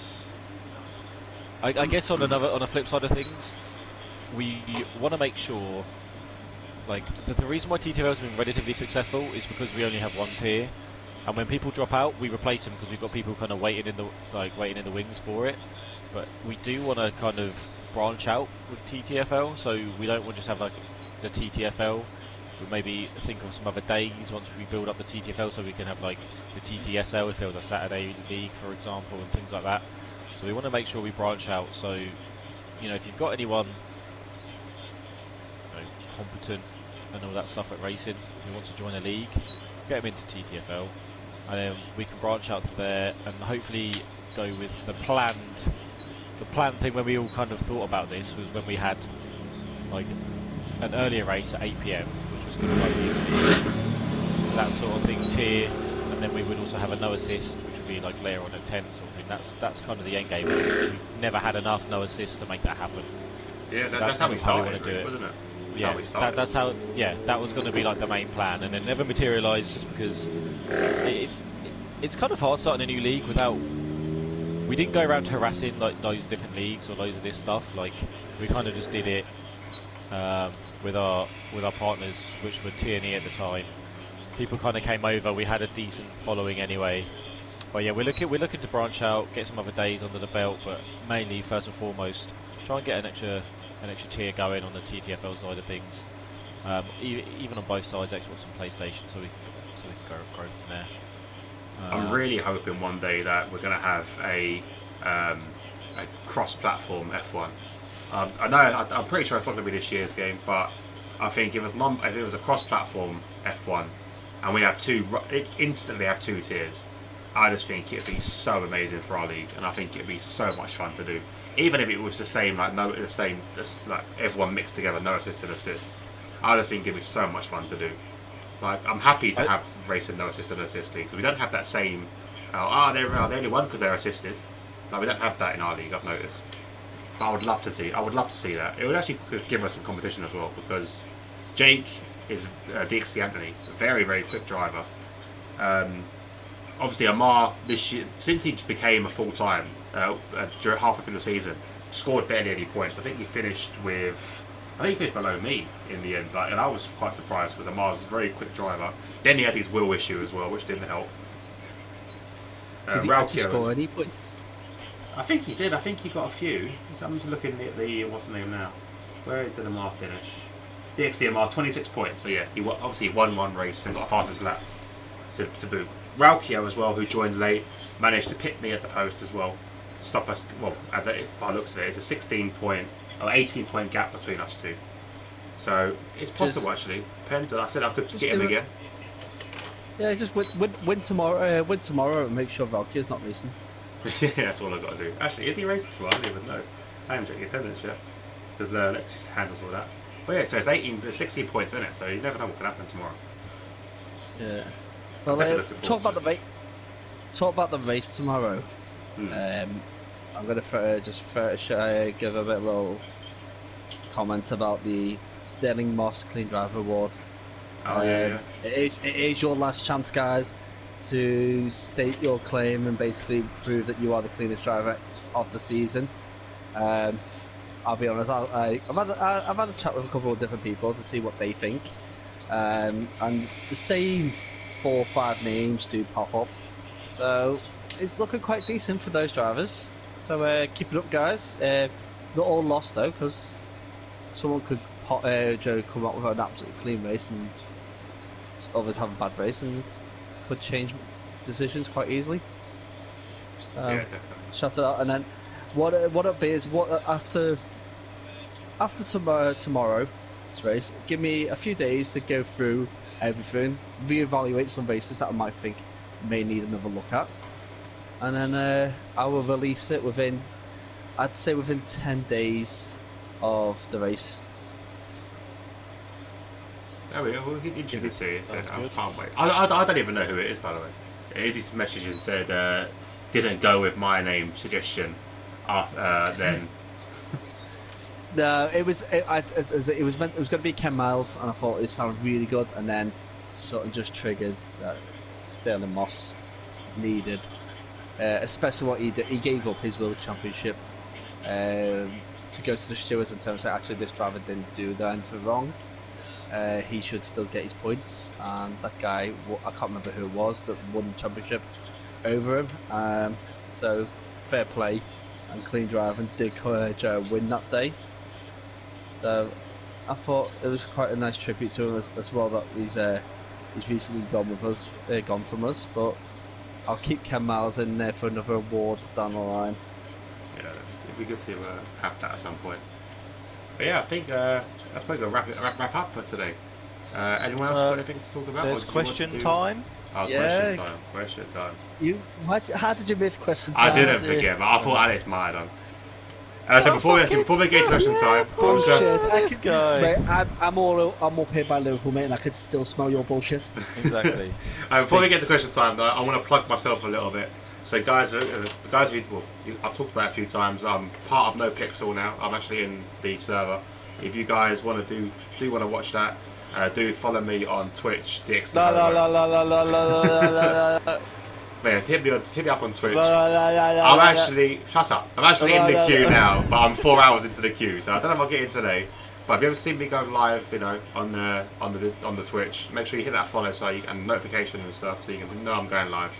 I'll be on live on Discord, doing No Pixel. Live on Discord, live on Twitch, doing No Pixel. But there we go. Let's do question time with the guest, or the new host of question time, Neva, DxT Neva. So, today, well, hang on. It almost Six feels like we need questions. like a darker light system for this, like dum dum dum dum. Yeah, I want like the countdown music or something. Boom. Question time with DxT Nevo. Like something like that. If you can We'll pay think- for it, man, go for it. No, we'll think of like a royalty-free theme tune for it. Anyway, so the first question is: would you rather shit yourself every time you ate a hot meal, or only be able to turn left? Turn left. That's fine. I'll turn. But then I'll just go right, and that's that. I'm left. Done. Okay. Guess. Why would I want to shit myself in a hot meal? I'll be honest. That's a very good question. Like, What do you mean it's a good oh, question? man. Well, you haven't shit The thing is, yourself. like, yeah, you gotta really. Like, every time you have a hot meal, you shit yourself, right? So then basically you just eat cold meals. Then when you're out in public, you just sit on the toilet. When you're at home, eating a hot meal.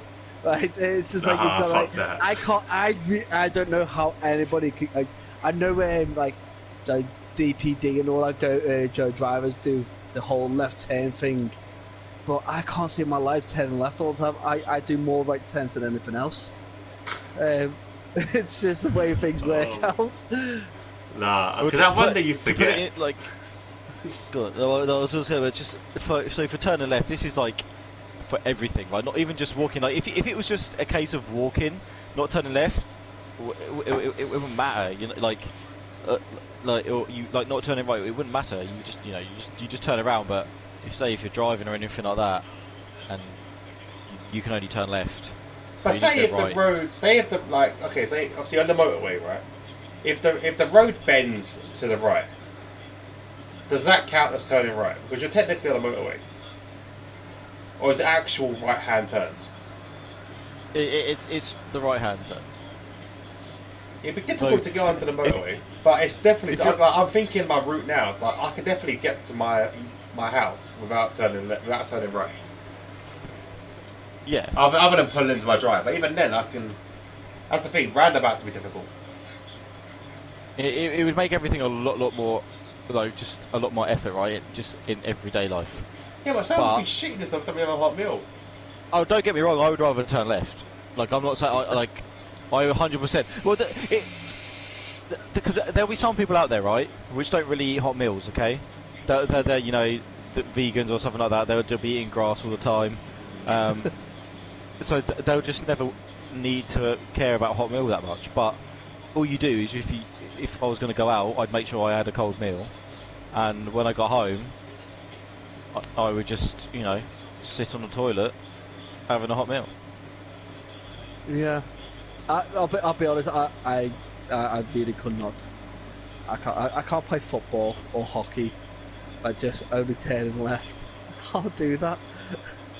So you'd rather crap yourself after every hot meal? I'd have to shit myself after hot meals. I'll keep hot meals to home, and that's about it. When I'm out, I'll only eat sandwiches. All I'm going to say is Zoolander made a career about being a model without turning right. I'm sure you'll be fine. I'm about turning left. I'm sure you'll be fine. But he was a model. Yeah, exactly. I'm sorry. A model that can't turn. A model that couldn't turn left. So that's in America. There's the same thing. With the whole but when you got out, so you can't turn left. So does that would that go into games as well? You can't turn left in games, or can't turn right in games. It's just in everyday life. In everyday life, so if you can play a game, you can still turn right in the game. If you're playing a virtual game, if you're playing a real game like a sport, then obviously no, it's for everyday life. So if you're racing a Formula 1, you could do right turns. With your arms, yeah, because actually no, because you couldn't, because otherwise, in the virtual sense, but then I guess in the reality sense you wouldn't be able to. So no, actually, you'd be screwed. You cannot. You could not turn right in any. You couldn't turn make your hands turn right on a steering wheel, for example, which would affect your driving, which would then affect. You could only do it if you maybe on a console on your controller. You could, yes, but if you're racing on a wheel, for example, you couldn't. It does make it harder, but I'd rather not eat a hot meal on the toilet. Oh no, I'd rather. Yeah, I would definitely not rather shit myself after a hot meal. I would definitely I'm on the fence. If I'm gonna have to pick, I'll shit myself. Fuck it. Yeah, fuck it. I'll shit myself. Okay, so when we all meet up, we are not going out for a hot meal, boys. Izzy agrees with Gaz. Use can't turn right then. That's alright, we'll get a delivery. Izzy agrees with Gaz, and Wild Gamer agrees with me and Nevo. There's no way Izzy shitting herself after a hot meal. No way. There's no way, because girls travel in pairs or in groups, right? Could you imagine being out with a group of girls, right, girls, got to go toilet now, I've just had a hot meal, they'll be like, yeah, you're on your own here. Oh, please, someone come with me. You're forgetting, Izzy's like one of the lads, isn't she? So I suppose she's Irish. They pretty shit in buckets. No, I'm joking. No hate on the Irish. Nah, Irish. I'm a council. Council and Ireland. Yeah, that's it. Why is Conor McGregor looking at my door? Hello, mate. But yeah, no. That was good. Next question. Okay. Next question. Anyway, this one, the next two are a lot easier actually. Would you rather lose both arms or both legs? Oh. Both legs. Both legs. Yeah, 100% both legs. Yeah, that was my consensus. If you lose your arms, you can walk about, but you can't lift or anything. But if you lose your legs, you can have a wheelchair. You can push yourself. You can do all that. It's a lot more practical, right? You can't drive without legs. Look at what you can't masturbate without hands. No, exactly. You can't do anything without hands. It's very difficult to get through day to day. Izzy agrees, legs as well. Yeah, I think day-to-day stuff like opening a door, for example. I know that's it. I know there's amputees that have prosthetics and stuff, but I guarantee if you talk to any amputee, if they had a choice, everyone would pick a leg. I don't even know. In this scenario, if you had if you lost both arms, we're talking there's not even stumps, man. You're like if you ripped an arm off like a Ken doll. My whole shoulder. You're literally you're just straight down. Absolutely nothing. Yeah. You look like a slug if you covered yourself in Vaseline, sort of thing, with no arms. See, if you asked me if it was one leg or one arm, I'd pick one arm. But if it's both legs or both arms, I'd pick both legs to go. Yeah. Because you'll have to learn the same physiotherapy for one leg. I think one leg will be harder to learn than two legs. Like look at Billy Mongo for example. He's still racing in Formula 3, I believe, without any legs. So he's got all hand controls, and I think it's the same situation for anything. Like I could drive my wheel right here next to me without any feet, because it's got the paddles on the back. Like you can do that for a car. You can drive a car without legs. There's a comedian called Adam Hills. He's got one leg and he still drives around. No, exactly. Having the 2 legs is losing your legs in that scenario is definitely I think the more sensible option. Yeah, 100%. Yeah, okay, so so following on in terms of limbs, would you rather have 2 sets of feet or 2 sets of hands? Hands. Two sets of hands, definitely. I would love. There was a kid I saw on the in the news. Like, he was born with 8 arms. Oh, not 8 arms. It's 4 arms. 4 arms. He was born with. So born with 4 arms, and they cut the limbs off. Like they tied them off and they kind of killed him. Say if I would be pissed. Like, say if those arms worked, that would be fucking amazing to have 4 arms. Imagine the like shit a real you life can Dr. get done. Octopus. Exactly. Yeah. Imagine the shit you can get done with 4 arms. Mate, you can make a sandwich and just slap people Yeah. at the same time. I think It depends how they. Was it the one that had like actually arms coming out of his body, or was it the person that had like arms? No, they come out of his side. Yeah. I'm not too sure if they had the ability to move. Like I said, he was only a baby when he did it. The kid. So I'm not too. I'm not sure if it's a girl or a boy. I think it might be a girl, but I'm not too sure if he had the ability to use them. Okay. Don't say it. Go on. Yeah, I'm not too sure if they had the ability to use it, but I think if they did, then keep it. Because I think that's insane. If you can use 4 arms, like if you're born with it, then and it works, then fucking utilize it. God, you could be so productive. You could be so productive, man. That would be insane. They should have just saw how that played out. To be fair. Yeah, I would have. Let's see what happens. Yeah. If the kid can use it, then let him crack on. Let her crack on. Let him do. Obviously, buying clothes is a bit of a chore, but first of all, you'd make money out of being the first human to have independent limbs, like 4 independent limbs of your arms. Like that's insane in itself. Well, 6 independent limbs, I should say. Oh mate, could you imagine if they turned out to be a tennis player? Fuck me. Imagine a gamer. You'd be able to play with yourself. They could literally a chef. You could literally do anything. Oh yeah, 100%. You literally would just be better at everything. Be a chef. You'd be the only one chef. How much money that would save a company? You'd be flipping like so many burgers, everything all in one go, making multiple everything. A goalkeeper would be savage. But obviously, you'd be like unstoppable. Because thinking about it now, obviously, it's hard to comprehend how you would manage to use, all the arms at once. But if you're born like it, you'll just learn. It will just be natural for you. You'd adapt. So you could just happily play a console game with 2 controllers on your own, because your body would, or your brain would just adapt. So that's how you know life anyway. Yeah. So I think that'd be insane. I don't know if the kids, if anyone googled it and found out, but yeah, if the kid had the ability to use it, then fucking let him crack on. I think that'd be this ridiculous utility to have. It would have been, it would definitely been fun to see. Imagine, by the way, I was a tennis player and goalkeeper. I got one better, boxer. You're fucked. You're fucked. MMA fighter, you could choke someone out and smash him in the head still. Yeah, you could. Imagine that. You could block. You could be one arm blocking, the other 2 just fucking going at his stomach. One guy just choking him out. One arm choking him out. The bottom one just fucking going to town on him. You'd be an absolute savage. Cool. Oh man, that's definitely. Or even a bartender, man. You'd be making fucking so many drinks at a time. Anything you can think of. I said anything you can literally be anything. You'd be amazing. You could be a porn star. You'd be like one of the best porn stars. You'd be better than Johnny Sins. Better porn star than Johnny Sins. With 4 arms. Yeah, 100%. Anything. The choice is absolutely endless. Absolutely endless. Okay, so to my next question, which is part of a slightly new segment, which is called Spare, Torture or Kill. Kind of like Snog, Marry, Avoid. Stop, marry, A avoid. little bit darker. A little bit darker. Spare, torture, or kill. Torture or kill. Right? Okay. And I picked 3 people for this one. So you have to spare someone. So one of them has to survive. The other one's obviously tortured, and then one of them you obviously kill. The 3 people today are Hitler, Yeah. Osama bin Laden, Yeah. Saddam Hussein.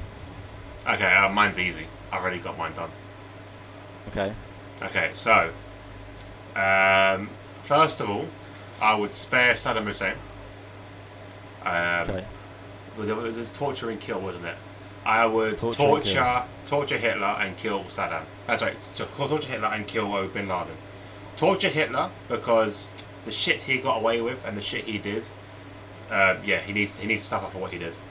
Bin Laden, it's not really. I reckon he was a product of American creation, so just kill him off anyway. I don't think he was even remotely the brains behind what he did on 9/11. I think it's all. It's. I don't know, I'm a big believer in the conspiracy theory here, but I think he was just the face of it, and he obviously being in Al Qaeda, they limit to anything.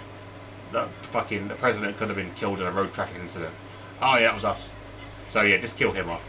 And I would spare Saddam. The reason being I spare Saddam was because ever since they did what they did to him and hung him, that area or that region of Iraq went to fucking shit. Like it needed to be with all them little factions they had out there in Iraq or Iran, wherever he was leading. I think it was Iraq. They needed to be dealt with a stern hand, and I think that's what he led. That's why he wasn't liked, because of that situation. Like, I think they kept him alive. The only reason why they killed him was because I think he was they needed an excuse to first of all go to war and also to get oil. I think it was a complete excuse, and ever since then they've been struggling to try and keep hold or keep control of Iraq, because even now there's still army out there. I think Gaz probably have a complete different view of this, but obviously being an ex-military man. But that was my 3. Okay, Gaz. I would spare Osama bin Laden. Yeah.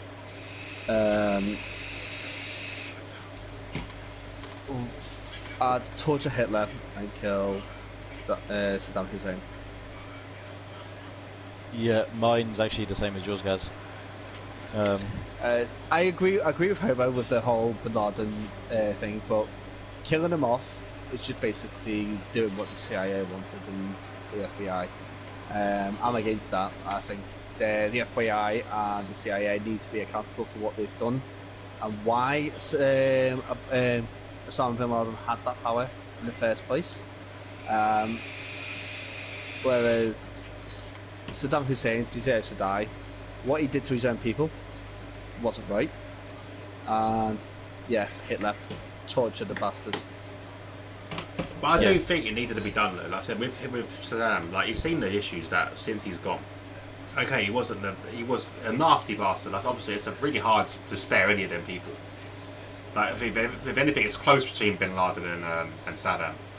But Bin Laden he wasn't ruling anyone. He didn't have the power that everyone assumed he had.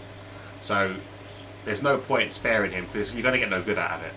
Like you know, you said that CIA need to hold it up to accountability. They need to do it anyway. Like if he's alive or dead, they still need to do that because I think they're like another terrorist group in America. But like with Saddam, like he had so much control over his people because of the fear, and I think ever since they killed him off, they've had no fear, and this has gone to shit. And we're still there. We're still fucking there. We've still got troops on foot in that region of the world, and I think that's wrong. I do think that's completely wrong. Yeah, that's it. And that's the thing. Like, I think a lot of people will always have either a different opinion, even if it's the same order or something like that. But yeah, I don't think anyone's going to argue with not torturing Hitler. Hitler deserves to be tortured. How would torture him though? That'd be the question. It's got to be slow. The thing with Hitler, right? What happened would have happened. Kind of no matter what, right? So you torture him just for being a complete prick. right? You just put him through some fucking pain rather than killing him and just be like, oh, you done this, now you're dead. You torture him to kind of, I don't know, try and remind him of the things that he's done. Osama bin Laden, I genuinely was more of a figurehead.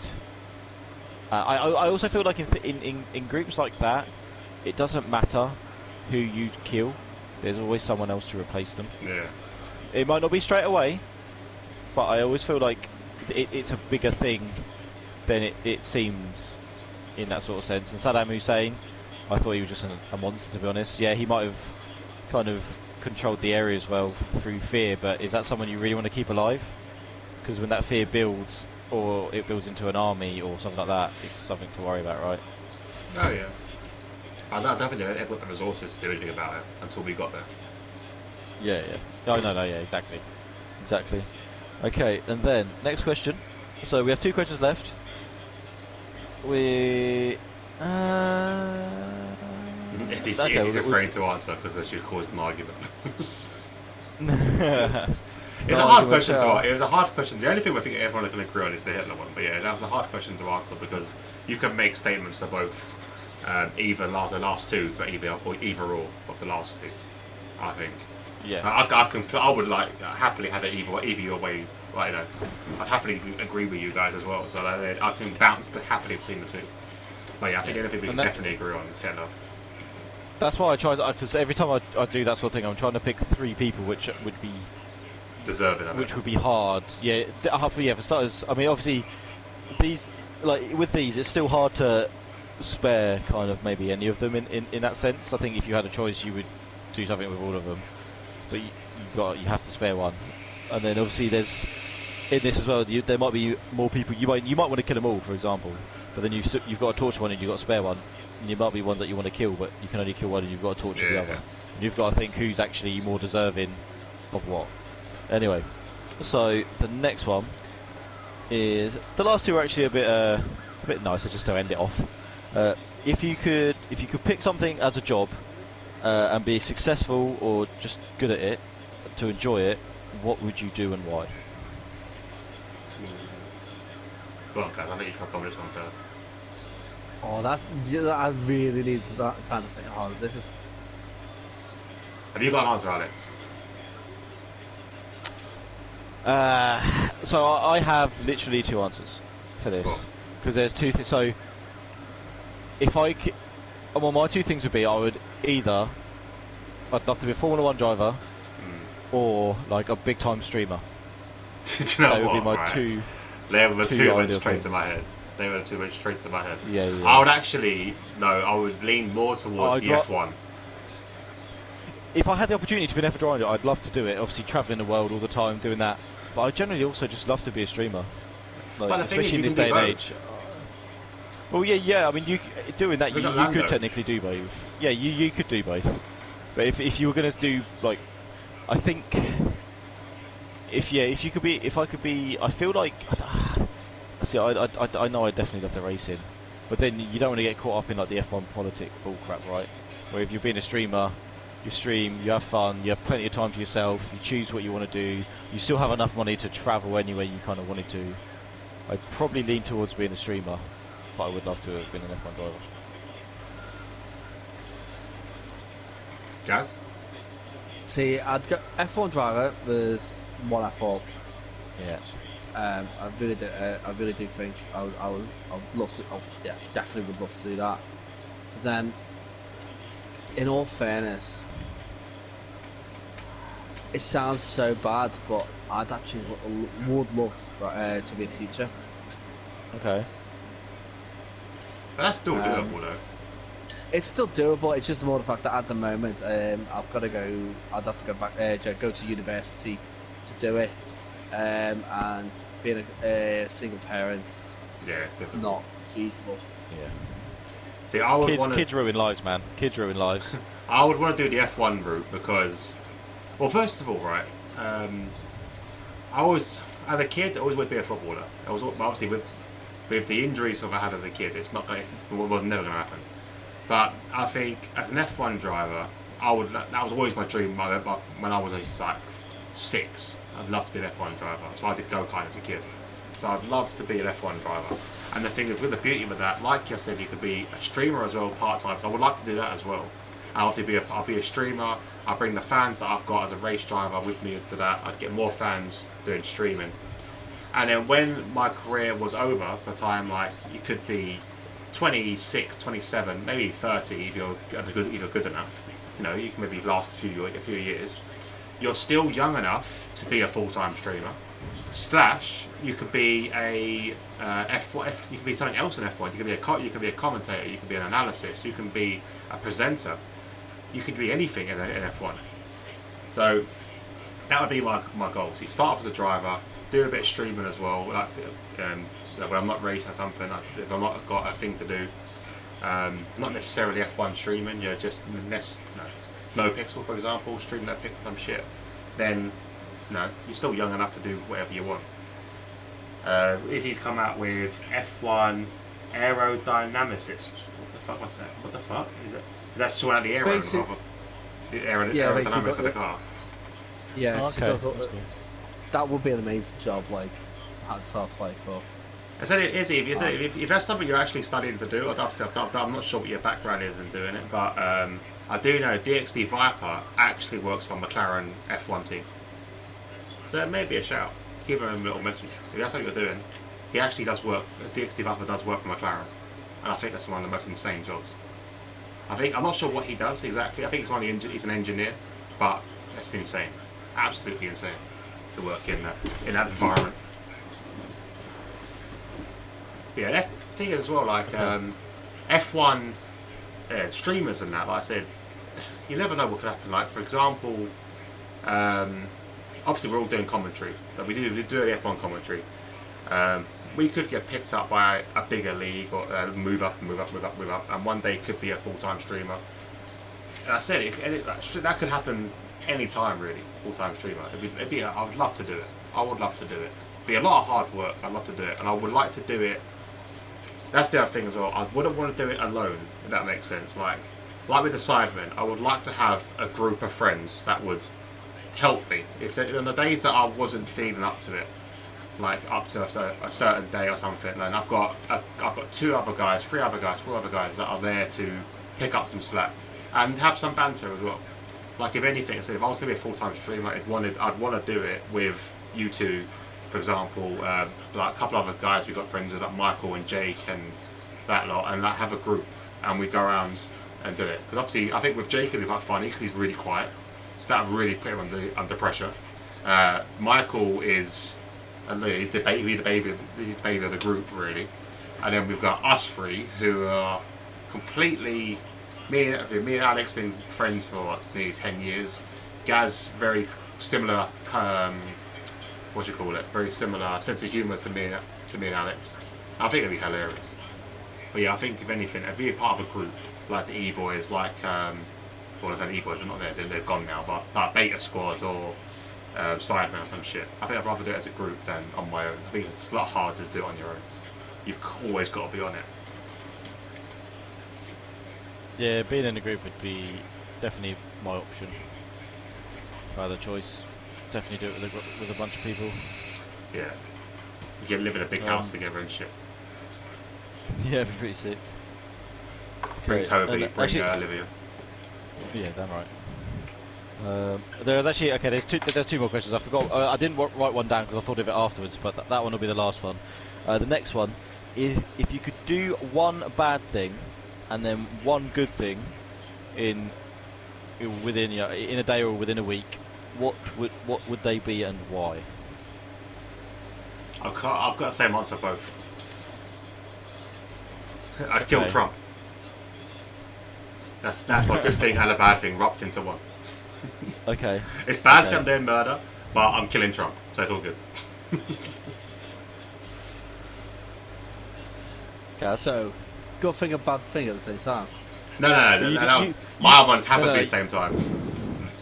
Yeah, no, you could do a bad thing to do a good thing, or you could just do a bad thing and then just do a good thing afterwards. Or vice versa. You could do a good thing. Like, you could be like, oh, old lady, look, you dropped your purse, here you go, and then punch her in the face. Right. Oh, yeah, yeah, no. I'd rob the Rothschild family Yeah, and give it to people who give the money to people who deserve it. that is like the Robin Hood thing. That is like that was my answer pretty much as well. That's exactly what I would literally. Yeah, it's like the Rothschilds. I would literally rob billions of pounds off multiple people, and then I wouldn't just give it to charities. I would literally just I'd be giving it. I'd be giving the money to like services. In a sense, I wouldn't just want to give it to people. I'd want to give it to services. So, like in the UK, I'd rob billions and I'd give it to like the NHS, the fire services, the police, Definitely. schools, everything like that, and just to help boost up. I mean, yeah, just that really. Yeah, I agree with you on that one.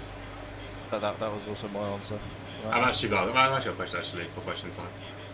Would you rather have £50 million or 25 million loyal friends? £50 million. Yeah, £50 I million. don't want that many friends. No, the thing is, No, No, no. right, Why would you want that many people? this is why you'd want this. There's actually a right answer to this question. So you'd want that because they're loyal friends, right? You can go to each one of them and ask them for a fiver. So straight away, you've made more than £50 million because you've got 25 million friends. Then, for example, if you wanted to be a streamer, then you tell them 25 million to get one of other of their friends to subscribe to you, and then you've got 50 million subscribers, and you'll be one of the most popular YouTubers / gamers in the world instantly off the bat. But I don't believe that you would have that. Like, it's a good theory, but there's no way in hell. But if you look at on the basis of like, sometimes people think that they've got good friends and they get stabbed. No, in the but back. these are Imagine loyal 20 friends though. These are loyal friends. Loyal Well, friends. I wouldn't want that many friends. I Yeah, genuinely you don't got to want talk to many them. Let's take their let's take a pound off them, and you got or take £2 off them, and you got 50 million. friends. I'd rather have 50 million and just do me. Honestly, I would not. I don't think I could handle that many friends. Imagine 25 million people message you on WhatsApp, go, "Yo, hey bro, how you doing?" Ping. I'll be like, "Fuck off, tone off." Anyway, but if you're a famous streamer, for example, you're going to get it anyway. All your friends will come out of the woodwork. Yeah, but with 25 million typing in the chat. Yeah, you just get a new phone. You'll get a. That's it. But the money you're going to get from streaming, because they're all going to watch you stream, then you'll just hire people to. You have then that phone you had will be a work phone, a business phone, and you'll get a new phone. With 50 million, I'd pay people to subscribe to me. I'd there's make a different. Yeah, but Toe's having 25 million friends, surely. The thing is, you're using the friends for the same purpose of having 50 million in a sense.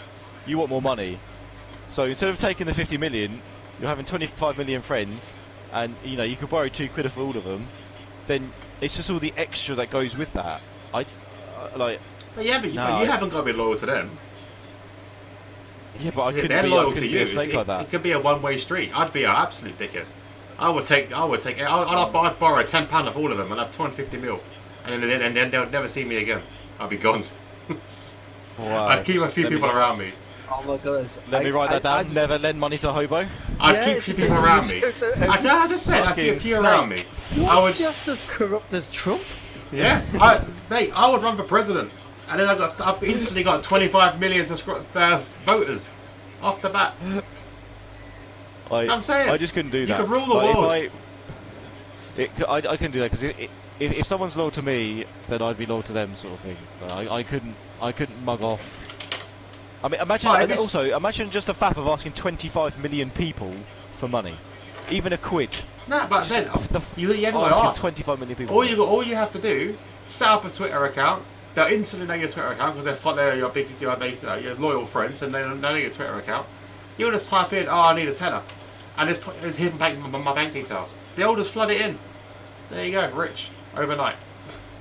No, I think that would cause way too many problems. I think I'll take the 50 mil pence. And afterwards, I would just delete the Twitter. I'd contact you and Gaz. Gaz, Levo, we're retiring, mate. I got 250 million in my pocket. Let's go.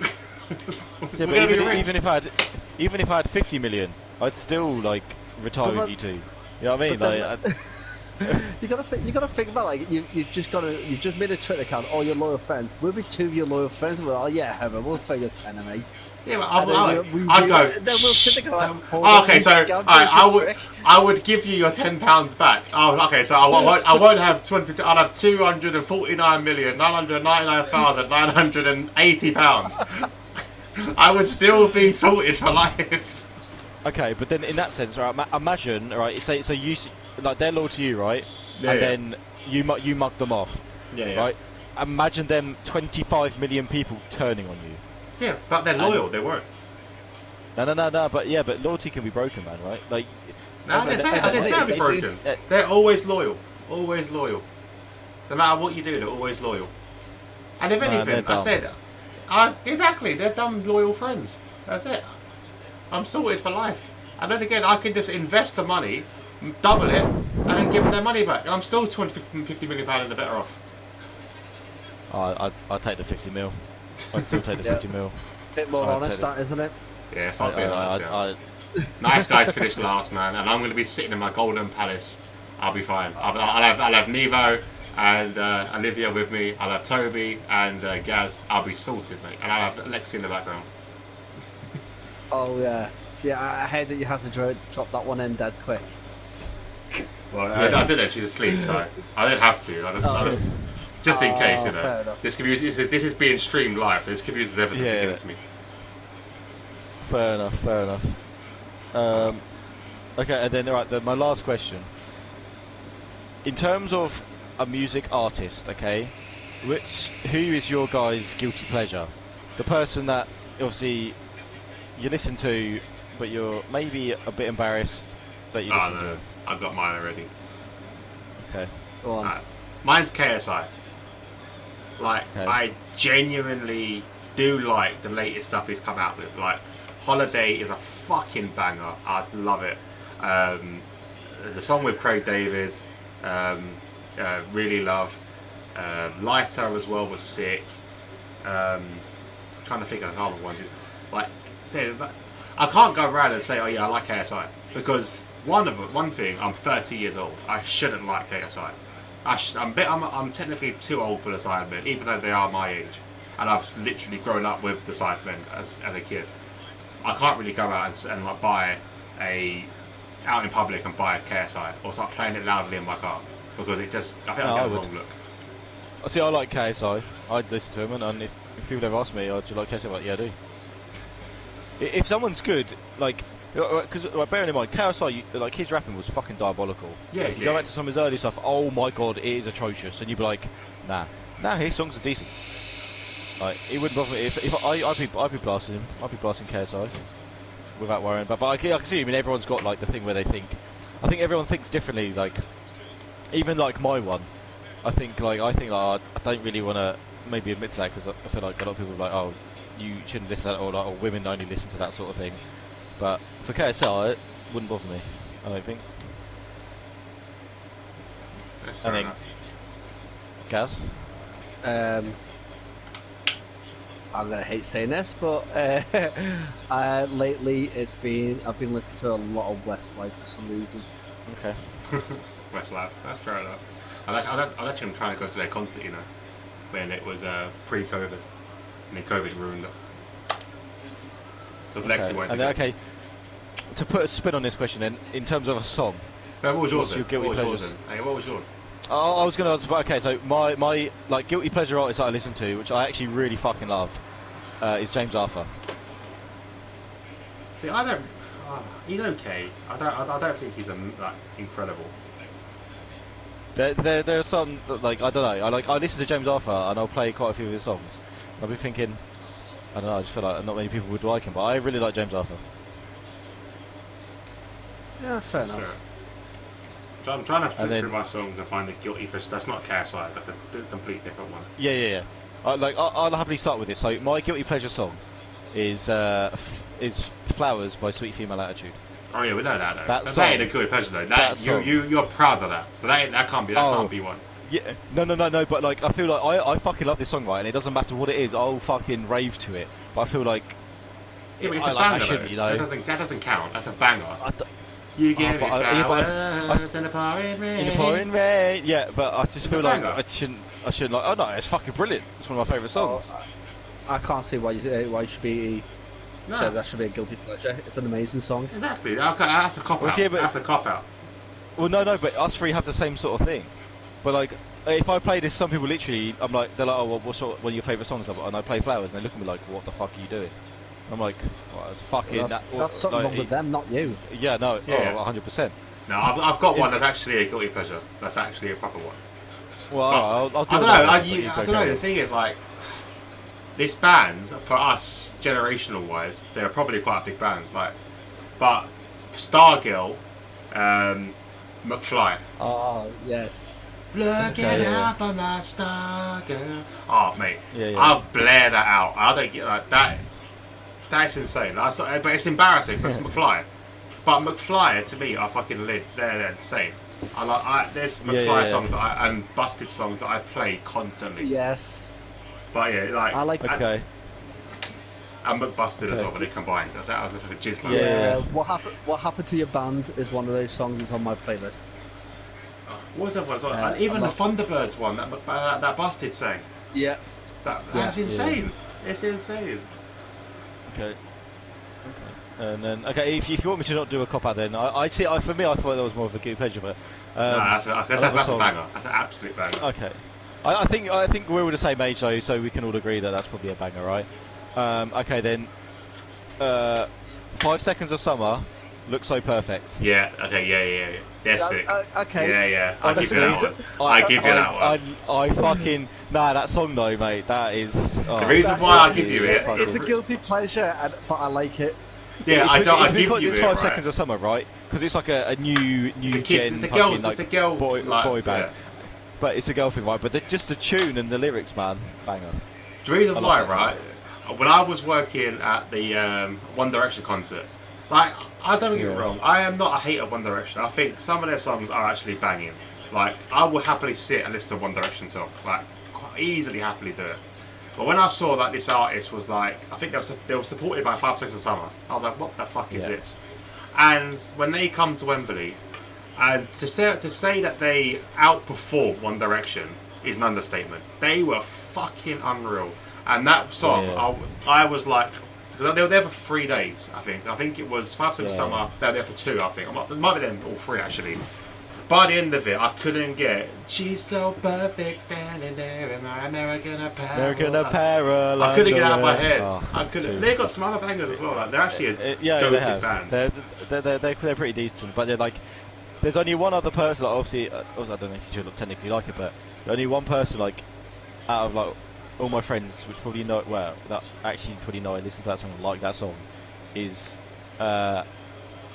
Sarah's friend Harriet. She loves it too. She loves 5 Seconds of Summer too, and like, and that comes on, we'll both look at each other and jam. But I like other people. I'll just be like. To be fair, I still admit it. Like, I don't really care. Like, I'm not really embarrassed about like my music taste or anything like that. Like, I have quite a broad music taste. I don't really care, man. I like loads of fucking like emo stuff, if you want to call it that. You know, I just don't give a shit. But yeah, it's a bit. I don't know. I wouldn't announce it to the world, but yeah, that song is a banger. Even like Young Blood as well. Young Blood is sick. Yeah, the Young Blood's got a few good Don't songs. stop I as prefer. well from 5 Seconds of Summer. It's insane. Yeah. Yeah. There was another one actually. I just thought of another band that actually, Spice Girls. I love the Spice Girls. That is probably a bigger guilty pleasure than the other one. Like when they went to Wembley, right? Like I managed to walk on the pitch that day, and I was fucking dancing with all like the whole. I don't give a shit. I was doing all the actions. I was, stop right now, thank you very much.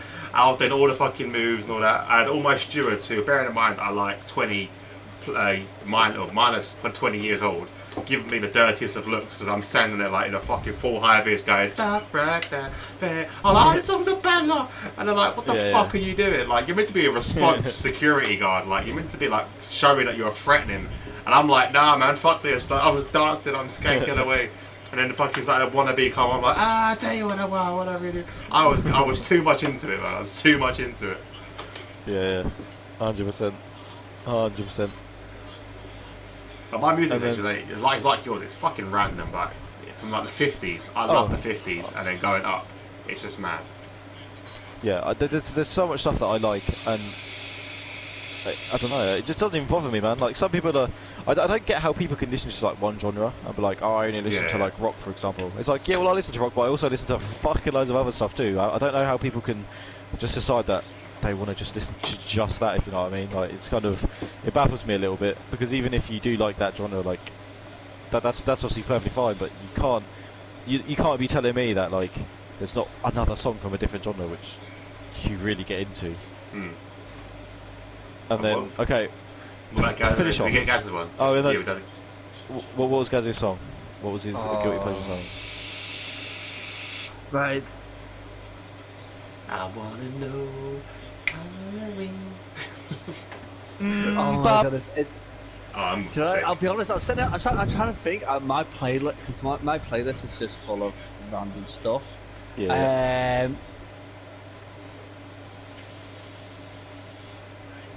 Right, Carly Rae Jepsen, Picture This. I've not actually heard that actually. I don't think I've heard it either. Yeah, I feel like I might have heard it. there is a few Carly Rae Jepsen songs that I've listened to that's on my playlist, and yeah, Picture This is one of those ones that was it's a niche little song. Not many people have heard it. It's on one of her albums, and I've heard it once and it just got stuck in my head, and now it's on my playlist. So there's three. I know the three main songs of hers. Call Me Maybe, Good Time, which that was Our City, which is insane, and I Really Like You. Love that. I got one for you actually. Favorite song that's not an official song. Like it's from a movie. It's from a film. It's a song that's entirely only makes sense in the film. Like for example, I'm trying to think of something like. Oh God, I can't think. It can't be a real song. Like it can't be an actual song that's in the charts. It's like a song that was made up in the film or in the TV show or something. So basically, an original song. Original song, yeah. Original song that's actually like, for example, when Glee sung their "Loser Like Me," and that's the original song that only works really in Glee. Still ends up in the charts though. It did, but no, it was because of the thing. But just made purely for that. Okay. For that, made purely for that. It wasn't like a song that was like adapted or in a film. Like, like a song like Mr. Blue Sky. But it's a song that's literally just makes sense in that universe, in that film, in that TV show, in that situation. See, I can think of one that really did like that, but it was a remake. It was their own twist on a song. That one counts. Yeah, go on. I'll give you that one. That's a alternate. It's from Bandslam. What's the name of the song? But is that right at the end? There's a song, and they just do it was like a soft reggae song originally, and they've done like an upbeat rocky version of it. It was quite good. But then, yeah, if you want an original song, what about the one from Pitch Perfect 3? Pitch Perfect 2, sorry. That was a good song. Right at the end. That was a good song. I've got two off the bat. So I've got Scrubs, the musical. They sung a song called Guy Love, and it's about with JD and Turk. Guy Love, that's all it is. Guy love between two guys. His manner, there's nothing gay about it in our eyes. Yeah, like, that song for me is fucking goated. Like that whole episode is fucking goated. But that's one of mine. And the other one, it's only recently come into it. It was watching No Pixel RP when I was in the server yesterday. I was watching. I went to one of the concerts they had. My first day there, I went to a concert, and Zerka of all people has got a fucking drill tune out, and the drill tune is fucking insane. Like I don't like drill. Well, I've not really heard of drill particularly, but like the song, I think I can actually play it because it's not actually copyrighted. But the drill tune is insane, and I catch myself singing it so many fucking times. It's ridiculous. But I'll try and play a bit for you down the mic, but it is insane. Hang on, I'll try and find it. There we go. I might get cancelled for this, never mind. Is it? Oh, but RP music's all original and it's all RP based. So like these guys in the RP world have made the song. Everything's done in RP. Nothing's done like brought in. Like there's no Mariah Carey involved in this. It's all literally RP songs. You know this song right here is called DxT. The man them are here to take over. You know the fucking vibes coming out. You know what I'm saying? Don't know about me, I'm Tommy T. Man was legit at the start, but back in the ends, I'm a real OG. And I was broke for a while, had to sell some fish, I was out at sea. Then I ran into the G's, now making money moves properly. Yo, don't know about me, I'm keeping it real. Golden boy in the building, educate all of them man on drill. I was on stage and I had that still. My team's got serious members and then they shoot, they aim to kill. On stage and I cash out deals in the gym, man, without the macro spill. And I ride with a team on my waist, that's casual.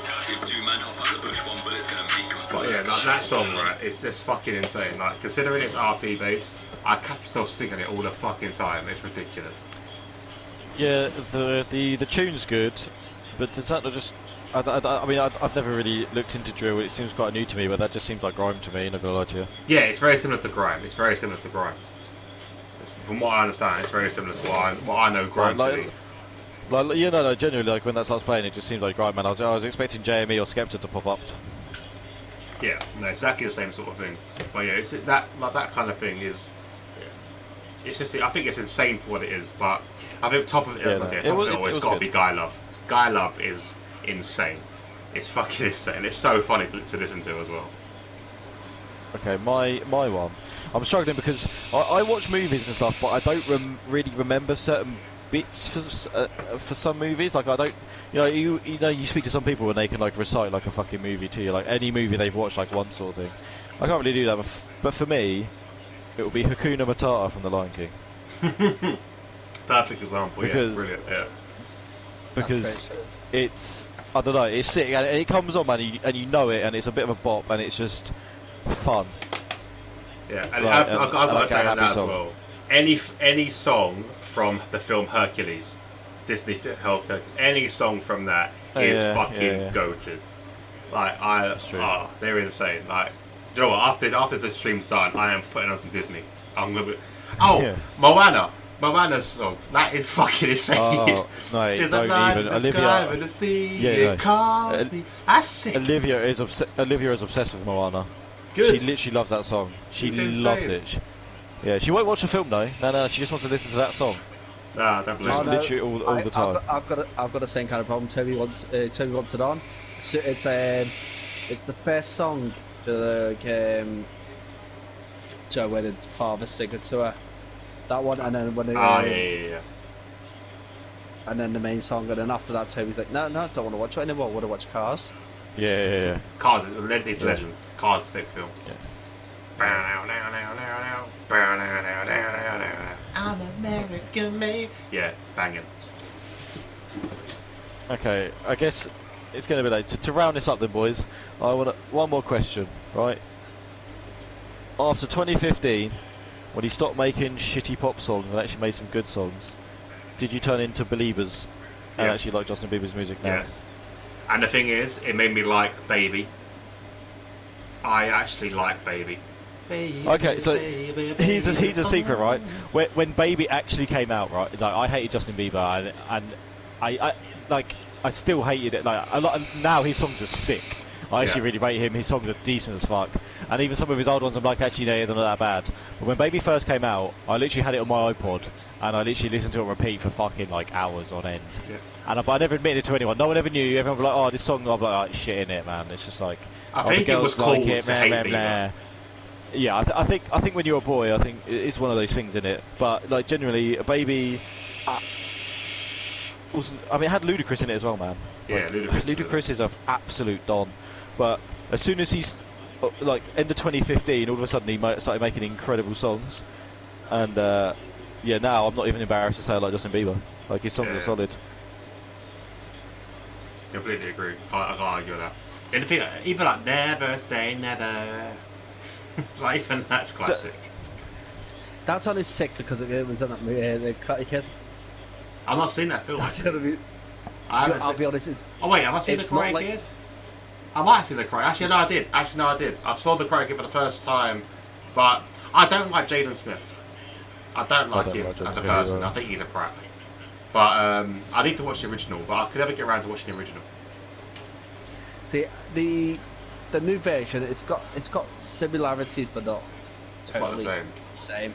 It's I'm glad that the Tim said that it's not the same movie. They weren't making a remake, and it worked well. Jaden Smith, yeah, he's a complete tool, but the movie works really well. Yeah, I thought it was a good film.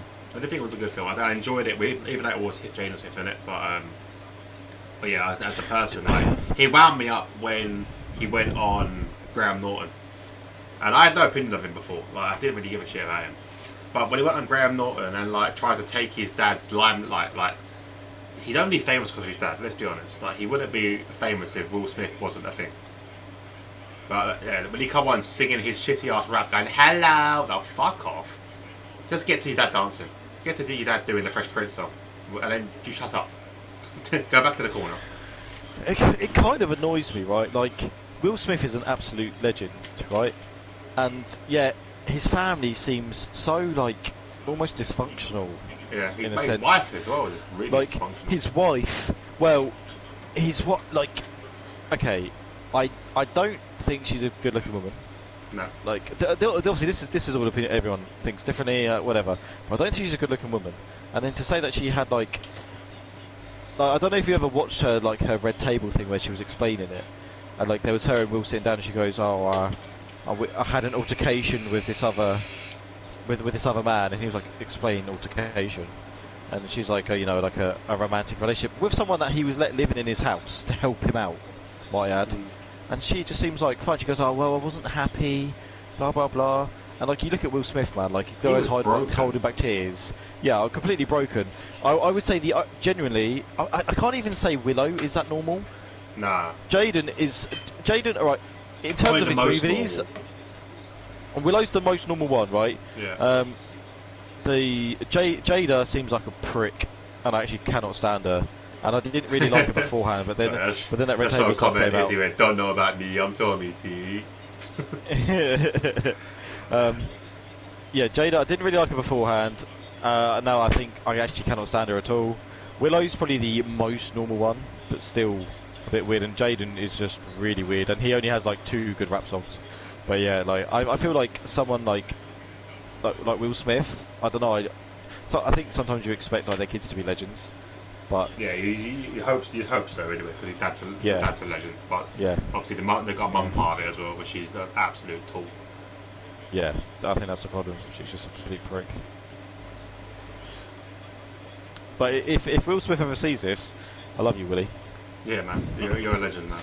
Will Smith. He loves your Willie, and he loves your Willie. Yeah. Oh yes. Like honestly, man, Will hit us up. We'll come and do a red table talk with you. Yeah. We'd do it. Just with him though, and Willow, but not. Fuck your wife, not Jaden, not Jaden. I think we're wrap it up. It's like no. Well, how long are we streaming for now? Over 2 hours. Yeah, about 2 hours-ish. Yeah. Alright, that's what people come to see. The content that the DxT guys produce. It took a random turn as well. But yeah, guys, thank you very much for tuning in and listening to us waffle for 2 hours.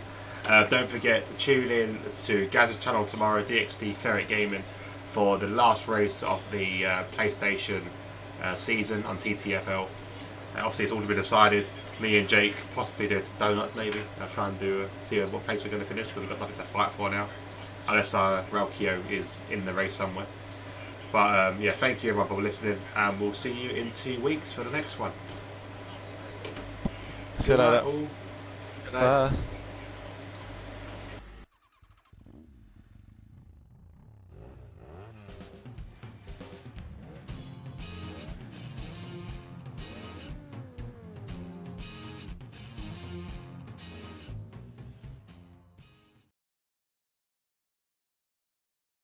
Picture.